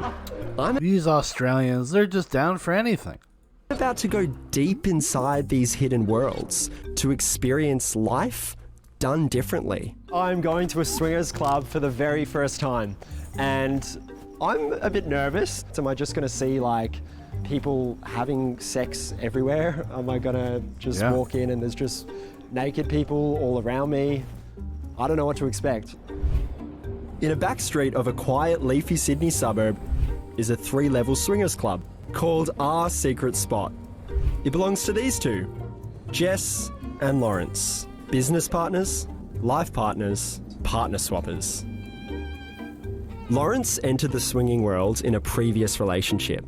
He brought up his lifestyle with Jess on their very first date It was new to her, but she was keen to try. And just 1 year later, they opened this Swingers Club. What's this? So this is the bar here? This is where people come in? Yeah, so this would be your normal starting point. So you've got your bar where you drop off your alcohol, you get greeted by one of the staff members, and then essentially if you've not been here before, one of them will step from behind the bar and take you on a tour. You've got one section down here, you've got another socialising area up here. And are people allowed to have sex on these couches? I mean, we would recommend against it because it is obviously people come in at the beginning and that could be quite confronting. Cameras are almost never allowed in here. Well, she didn't answer the question, though. She said they recommend against it. That's not a no. That's not a no. It's a new experience for all of us. And to be honest, it wasn't what I was expecting. I guess everyone's conception of a swingers club is you walk in and it's straight in, like, you know, straight into having sex, straight into lingerie, but it sort of takes a bit of warming up for it. So it's not straight into the orgies, but the orgies do come along. Thought so. That's more what I imagined a swingers club was about. The party kicks off in just a few hours. For now, I'm staying in my comfort zone. A Saturday night playing pool is much more my speed. Would I say, as an opener, let's play a game of pool? Pretty much. This guy's a little pussy. Little pussy boy. This is exactly what you would say if, you know, you were at a bar and you saw a pool table and you were talking to a girl across and you were like, hey, how about we play pool together? Okay, I'm pretty good at pool as well. The ground floor of the club feels like a bar with an adult twist, which, before COVID restrictions, could entertain as many as 400 people a night. So this is post-COVID. Oh, this is before they went back down and were locked in their houses and the military patrolling the streets. The police asking people to see their vaccination fucking papers as they're enjoying some tea and crumpets. It's a moving pole. Kangaroo meat It's or a whatever. proper stripper pole. Just go. Oh, shit. Did you see your balls? Yeah. Very entertaining. Yeah. Very entertaining. Would that turn people on? I mean, yeah. Oh, it's actually quite fun. I'm very dizzy. Like I feel a bit left I of thought he center. was just looking at me, but that's fine. All good. Come on, I'll take you downstairs to the dungeon room. Up until I heard the words dungeon room, this swingers club looked like your average bar. Then again, Jess and Lawrence appear like an average couple, aside from the swinging. 1/3 of long-term couples in Australia are open to swinging. So maybe... 1/3. 1/3 of couples? That's a lot of people. That's a lot of people. Who conducted this poll? It's my preconceived notions making me feel a bit awkward. So we've only just recently opened this space up with the help of some of our BDSM and kink friends. But I think things are about to get a lot more awkward. So what, do people sit on this or do they lie across it? Sort of lie down. Like that? Yeah. Okay. And what, then they get whipped? Anything. Look, there's a lot of things to do in that position. Right, okay. Okay, oh yeah, right, okay. Yeah. Anything can happen. Look, I've never seen one of these before. No, but you seem quite natural around So it. I'm assuming I put my hands Yes. on this. 3, 2, 1. I wasn't even counting for you, man. He just fucking came, dude. He just fucking creamed. You just watched a man come on YouTube.com. Wait till 1. Jess and Lawrence recommend all guests have a safe word, particularly in the dungeon room, a way of communicating stop in any situation. 3 syllables is best, to prevent it being mixed up with other noises. Jess's safe word is pineapple. I don't have a safe word. Can you give me a suggestion for a safe word? Your favourite 3-syllable word? You can take pineapple if you want. Arsenal's my favourite soccer team. Arsenal, but that's probably not the best word to use. I mean, maybe soccer ball. 3 syllables. Yep. Soccer ball. This room she's is a probably smart what one. most people imagine when they think about swingers. She knows. But it's only a small part of the story. The average age of Aussies who visit swingers clubs is between 30 and 45. New South Wales is swinger central, with at least 7 events held every weekend. What are the biggest misconceptions about swinging? I I think the biggest one is that kind of old-fashioned, you know, keys in a bowl and then everyone just gets naked and just has sex. It's nothing like that. Jared and Fiona are swingers and regulars at the club. They both say that the lifestyle makes relationships better, but I would struggle seeing my partner with somebody else. So you both have partners. How do you guys deal with jealousy in the relationship? People like to think that being swingers or polyamorous that we don't get jealous, and that's not the case at all. You know, we do get jealous, and it's about figuring out why it is that you might be jealous and then communicating that with your partner, coming to a resolution, realizing that you are good enough or that you don't need to be insecure. It's usually what it comes down to most of the time is your jealousy is that you feel insecure that somebody else is better. If you want to put your relationship to the test and spend a night at a swingers club, it's going to cost you $150 per couple and $50 for single ladies. Single men are allowed, but they have to be vetted and cough up $100 each. What is the vetting process? Are you a known public masturbator? Okay, so I'm 23 myself, you know, sitting in a swingers club. Would I pass that selection process? You seem like a pretty intelligent kid. I think you might get through. What's the test? So it's We just a set of wanna know- questions. Yeah, we just want to know that they understand things about respect and consent. We need them. That would be so easy to fake. Like, it's like those personality tests that they would make you take to get like a fucking minimum wage job back in like the mid 2000s. You want to work at Best Buy? You want to work at McDonald's? Are you a sociopath? To obviously be, you know, thinking, conscious people. So And respectful as well. yeah, respectful is the key. Is the number one goal. A study out of the US found that 2/3 of the time, men in the relationship will suggest swinging. Oh. But once they've done that, the majority of women were happy to participate. The overwhelming reason? Sexual variety and fantasy. Something that Jess caters to specifically. So this one just here is our voyeur room. So with this room, it's a mirror where you can see inside, but the people inside having the sexual acts will not be able to see out. So why wouldn't they want to see out? So some people like to put on a show, but they don't like the idea of having people staring at them.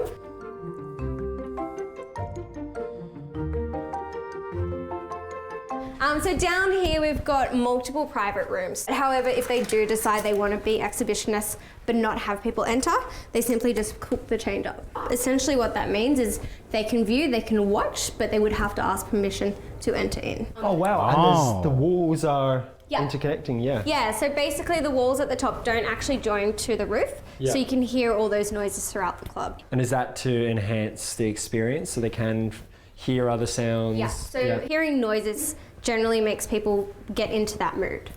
Okay, so I'm definitely getting the lay of the land, but it's the group room that's going to be the main stage for tonight's big show. There's 2 beds here, and then there's one big bed here. Sometimes you'll have couples who will be like 5 or 6 couples who all want to play, and having these beds kind of separates them a bit. So what's the most amount of people you've seen on this bed here? I mean, personally, I've only seen maybe 20 to 25 couples. But Not in this one bed, but in this entire room, I think the most we've seen is, I've counted somewhere in the vicinity of 50 people.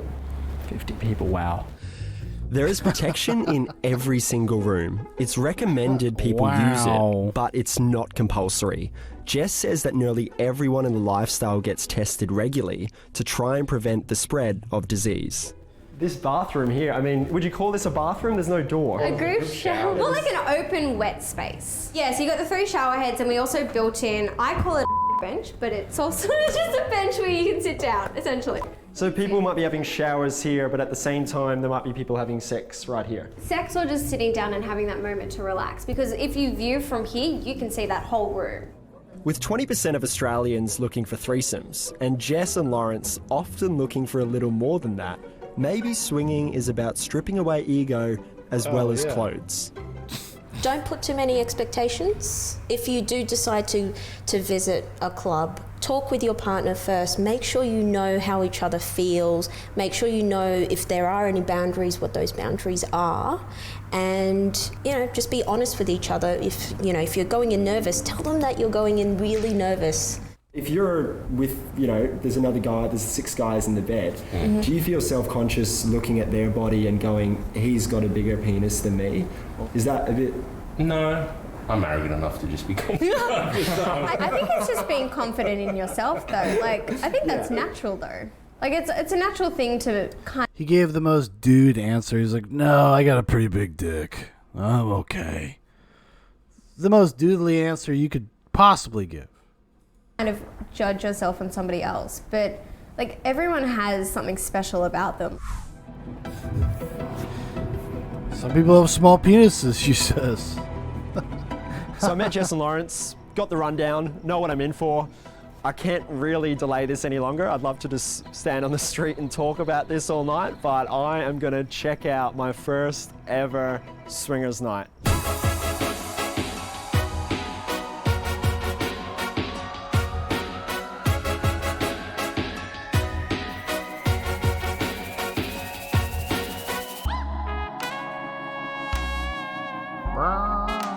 Oh, yeah. Yes. Or what, like tuck up? Oh, yeah. Oh, this is my back. He's learning how to be Jennifer Lopez. Can I level up now, or? Wait, just jump up, like. It's hard, like I don't even have 4 strength.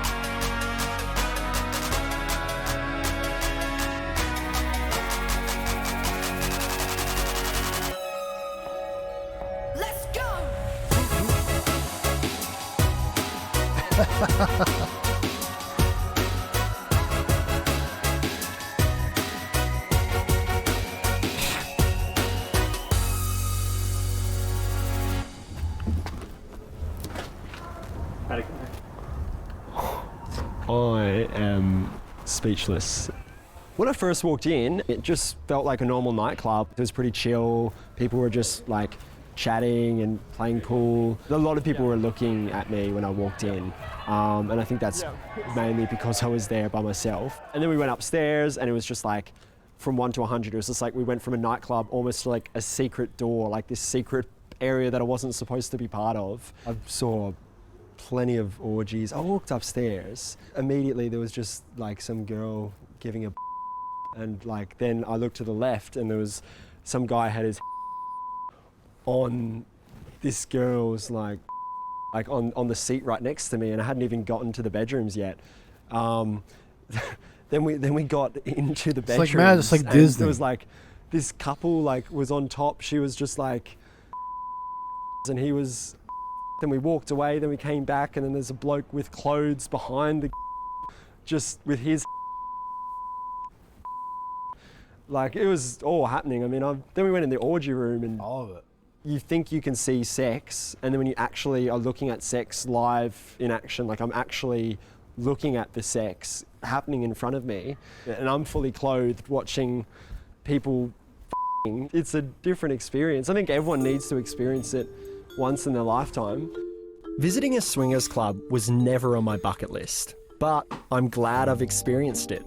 Why? After meeting Jess, Lawrence, and the others at the club, I get why they do it. People have fantasies, and we all don't want the same things. None of that was like borne out in the expose you just did. Life would be... He's like a low-rent Louis Theroux, the UK's finest documentarian. Boring if we did. We can also learn a lot from swingers. They are seriously good communicators, and their ability to deal with jealousy is almost superhuman.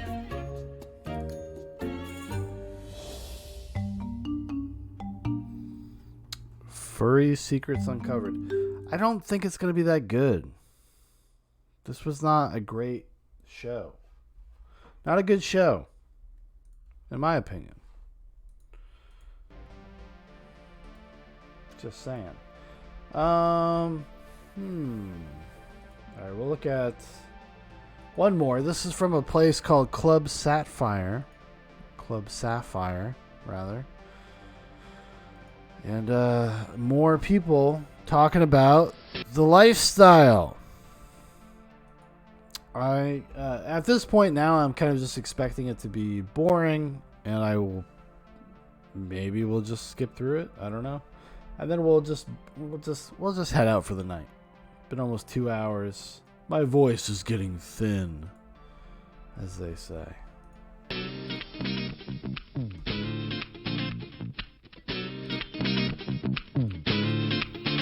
It's Matt and Bianca from the Sapphire Club. Hi, I'm Matt. Hey there, I'm Bianca. And we are from Club Sapphire, and this is exciting. We get to actually interview another couple. Yay, yay, yay. So, yeah, we have all these couples. These are from like 4 years ago. That are contestants in the Miss No Swimsuit contest, or Miss Sapphire for the Miss No Swimsuit contest. So we get to interview them and find out their stories. So today we're talking to Jason and Megan, okay? So I'm going to assume this guy owns it, this demon. And is this his lady? Is this Megan? Megan? Must be from the South. That's like a Southern thing where they just like name their kids phonetically. Like that's how they'll spell their names. A lot of that around here. And now we've known you guys for hi. Okay. So we've known you guys for years and nope, that's Megan. years. Mm-hmm. You guys met. You met Bianca. Yeah. 2012. In the vanilla world. In the vanilla world. Yeah. Right. And then I just happened to be picking through YouTube videos one day and was like, hey, I know her. And then I got like a message, like a Facebook message that was like, hey, I just saw a video. And I was like, oh my gosh. I think that was like the second or third time like something had happened, like vanilla crossed into. Yeah. They're fucking stars, dude. They're famous. They're celebrities now. Lifestyle, and I was like, whoa.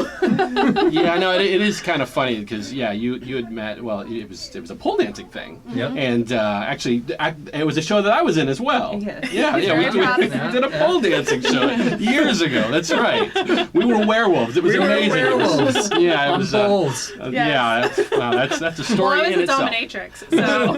And fighting the vampires, Yes. right? Fighting the vampires. That's right. Yeah. So okay. So how long would you say you've been in the lifestyle? Well, I think we figured this out at we just had 2012. this discussion tonight. It was They look like they could be related. But she also looks a little bit like a Pomeranian. actually our start was 2012, New Year's Eve going into 2013. We were with a fire performing troupe, and we were invited to perform at New Horizons when it was open. Okay. At the other club, and after the performance, How much you want to bet they are the children of wealthy people?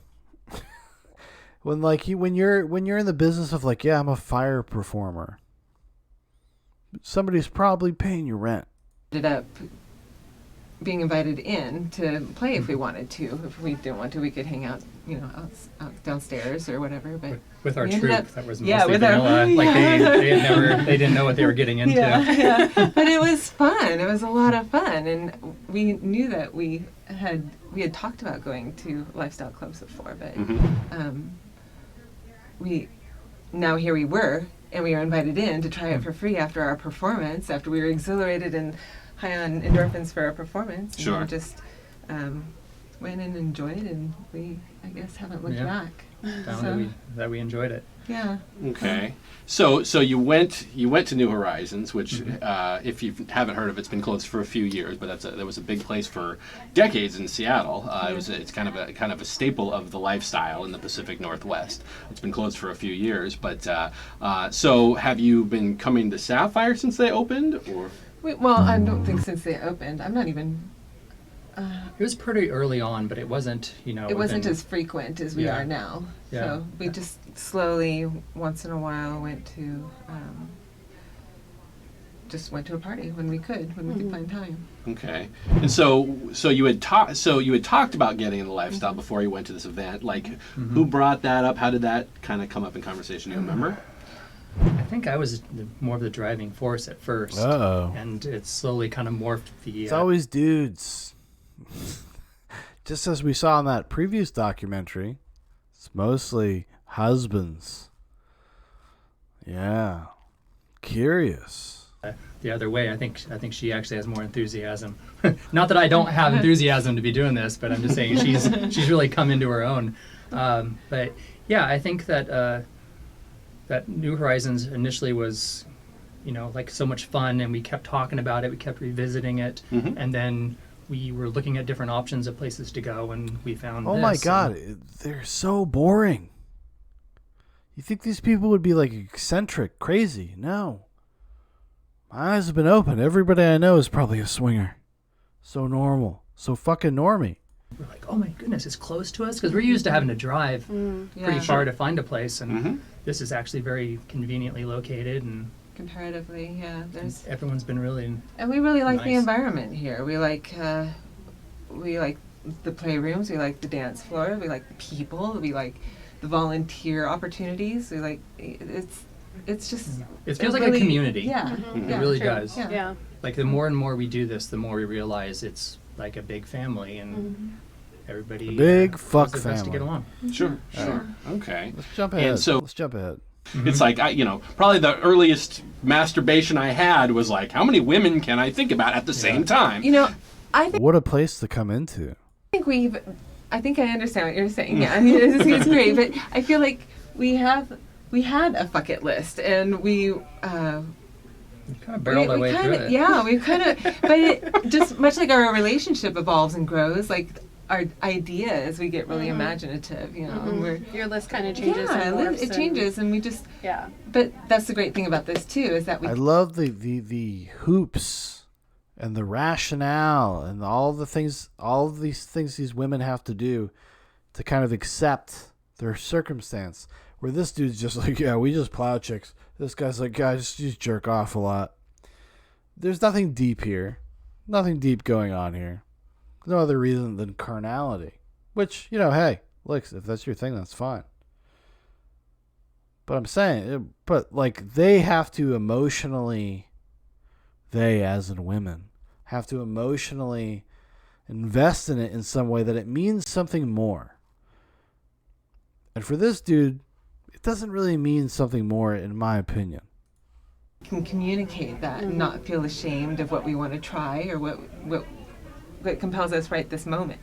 Well, and isn't that one of the positive things about being in the lifestyle too, is that you have that open communication, that there are less, like vanilla people have a hard time saying, this is my fantasy, I've always wanted to do this thing. It's not a socially lot, accepted. yeah, it's a lot easier when you're in the lifestyle to talk to your spouse or partner about it's a requirement in order for it to work. Otherwise, those vanilla feelings come up. Right. And Well, that just, those vanilla feelings come up. Or you could just be honest. You could just have open communication. You just could feel secure with the person that you're with. Just saying. Somebody loves you, they'll do crazy shit. I feel like communication, you have to have absolute communication and grow to open communication and grow to have complete trust in one another, that you're not going to hurt each other. You want what's best for each other, you know?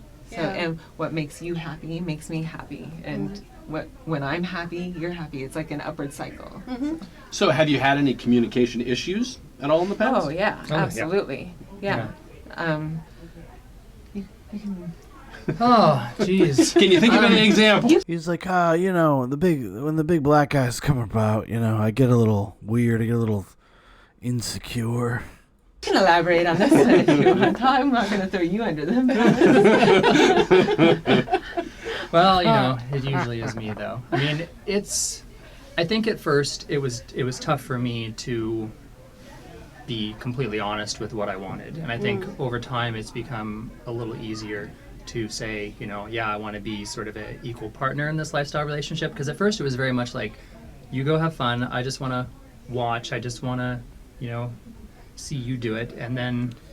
Oh, he's a cock. He was a cock, dude.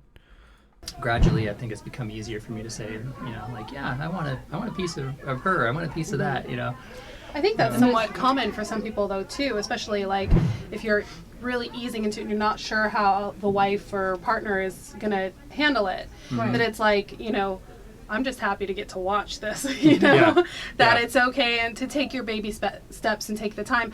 But as long as, like you said, you're honest and you do have that communication for if you are at the point where you want to move forward with the relationship and change it so that you can start doing other things, and that you're open to being okay with that or discussing it. Because we've met people who the husband, that's all, like, he just got to watch and that was it. Sorry guys, like, and she played with, I think, just women.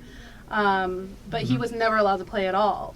And I don't even know how long He lost his if shit. they're still in lifestyle or how long they will last in lifestyle, because he was, even though he had the party smile, oh yeah, this is great. It was such a fake smile. It was like, yeah, no, this is awesome. But if you get like, when we had a conversation with him, we could tell that he was like resentful. Yes. I think that is me. Right. In the long run. I think that's one of the great things about lifestyle relationships is that you always get to feel like you're growing, you know? Like a lot of vanilla relationships, at least the ones that I've had. That's like if the basis of your relationship is entirely sexual. It's not about like building something deeper. It's not about like building a family or having a kid and buying a house, having a car, and all that good stuff, right?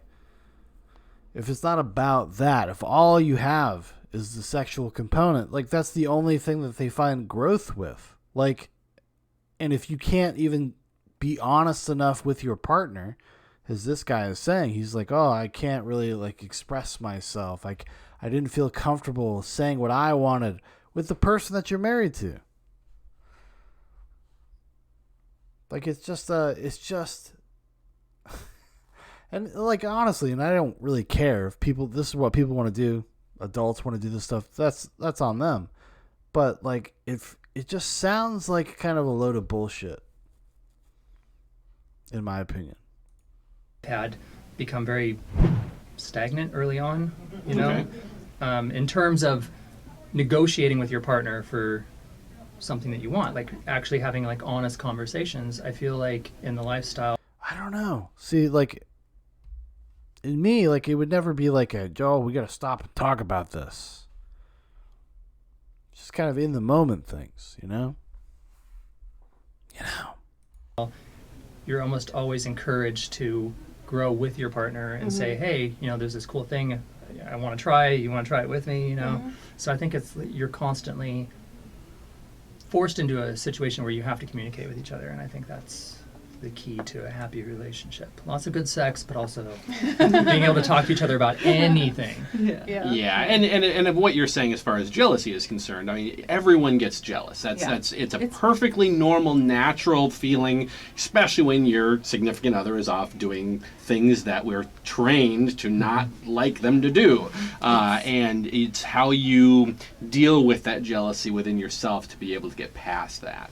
And that's really just how you move forward, and that's how you stay happy doing all these weird things that we do. Because it's amazing, and it's always wonderful to see couples that really you can tell these two are in love with each other, and they've been doing this a long time. So so that's a good thing. Lifestyle is an amazing thing if you can deal with all the twists and turns that happen along the way. And with that, make sure that you do check out Club Sapphire on. My God, like just the most boring people. Club Sapphire, 17K subs. Oh, we got one from 2 days ago. Pineapples, key parties, and other swinger myths. So I think now this is kind of what they do. They answer questions. Real swingers interviews. Oh, they still do interviews. They still do it all. Club Sapphire's reopening 4 months ago. Okay, well, let's see what their latest videos. Oh, see? Look at these. Look at this happy couple. I'm Matt. Hey there, I'm Bianca. And in this episode, we're talking about swinger myths. This is going to be a fun one, so stay tuned. Still got that going recently, right? That I figured this would be a perfect example to just kind of wear something that had the little secret pineapples here. Well, and there. I specifically bought this shirt for you because it does have upside down pineapples on it. Yeah, no, I appreciate it. So I can wear this anywhere, and people would be like, "Oh, maybe that guy." I wonder about him. Yeah, so we wanted to talk about that because there are a lot of swinger myths. Yeah. And the big popular one right now is the old pineapple or the upside down pineapple. Right. So there have been actually a lot of TikTok videos actually recently that have been saying, hey, did you know that a pineapple is a secret code for swingers? Mm-hmm. So vanilla people think that there are swingers everywhere. I love the label of vanilla people. I love it. Look at this dude. Look at this dude. What a great freeze frame. Yes. And there might very well be. Well, I also think it's funny that vanilla people also think that swingers are like constantly on the prowl. Constantly on the prowl, Like you have to be careful. If you're vanilla and you're not into swinging, you have to like be really careful. Yeah, they'll about try to what fuck do you. They'll try to because fuck you. Don't you. want to attract those swingers. That's right. And people are posting, oh, there's a door that has a pineapple on it. Those people are clearly swingers. Clearly. And it's kind of a weird thing because there is no truth to that. No. And it actually started out as a rumor decades ago, which is actually kind of a funny story that there was this old wives' tale that if you saw someone in the grocery store who actually had an upside down pineapple in their shopping cart, then they are clearly a swinger. Clearly. Yeah, so actually today I went to the grocery store, since I go do the grocery shopping for us, and I purposely put a pineapple upside down in my shopping cart, and I walked all the way around the grocery And store. how many people came up to you and asked you if you wanted to fuck them? 0. Oh. And I know. And usually it's like half a dozen. You're just here dispelling myths. These very serious myths in the community. This is a public service. But the pineapple, I don't know, maybe turned them off. Did they look at you funny? Like, oh my gosh, that's a swinger. That's a swinger. Everybody tell that person that's a swinger. That's a swinger. Did they take pictures of you for their TikTok? I saw a swinger in the wild. Yeah. You know you're going to be on a TikTok video because they saw a swinger in the wild. Unfortunately, it did not happen. It did not happen. And which is actually the funny part about that old wives' tale is that that's just so unrealistic. Right. Do you just walk around the grocery store all day long hoping somebody spots you? Eventually another swinger will come in. And they'll be like, hey, you're a swinger too? I have a pineapple backwards. And we're Perfect. just both swingers, so we're going to just go fuck in the restroom. Because, you know, that's what we do. That's what we do. And it's funny because that's obviously that's very unrealistic and kind of a silly little story. But that one's been going around for decades.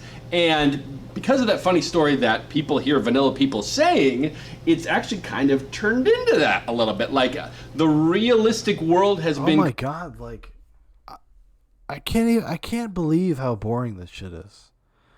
How uninteresting it is. I'm shocked.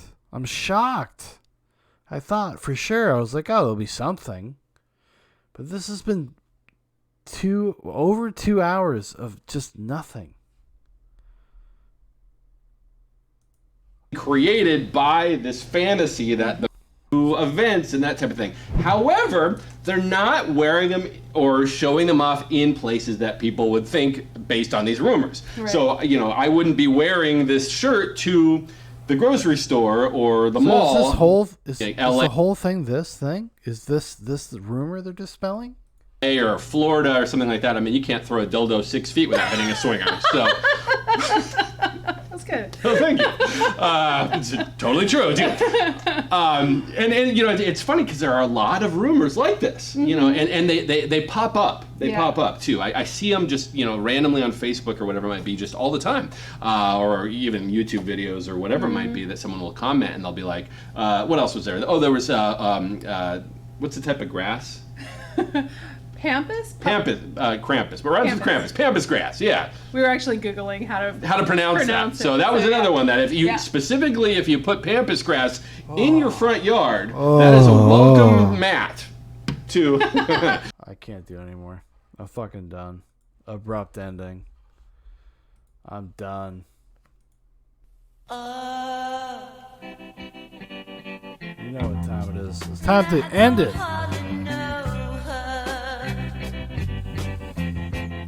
Thanks for being here. We'll be here again very soon. Check us out over on YouTube. Yeah. Goodbye.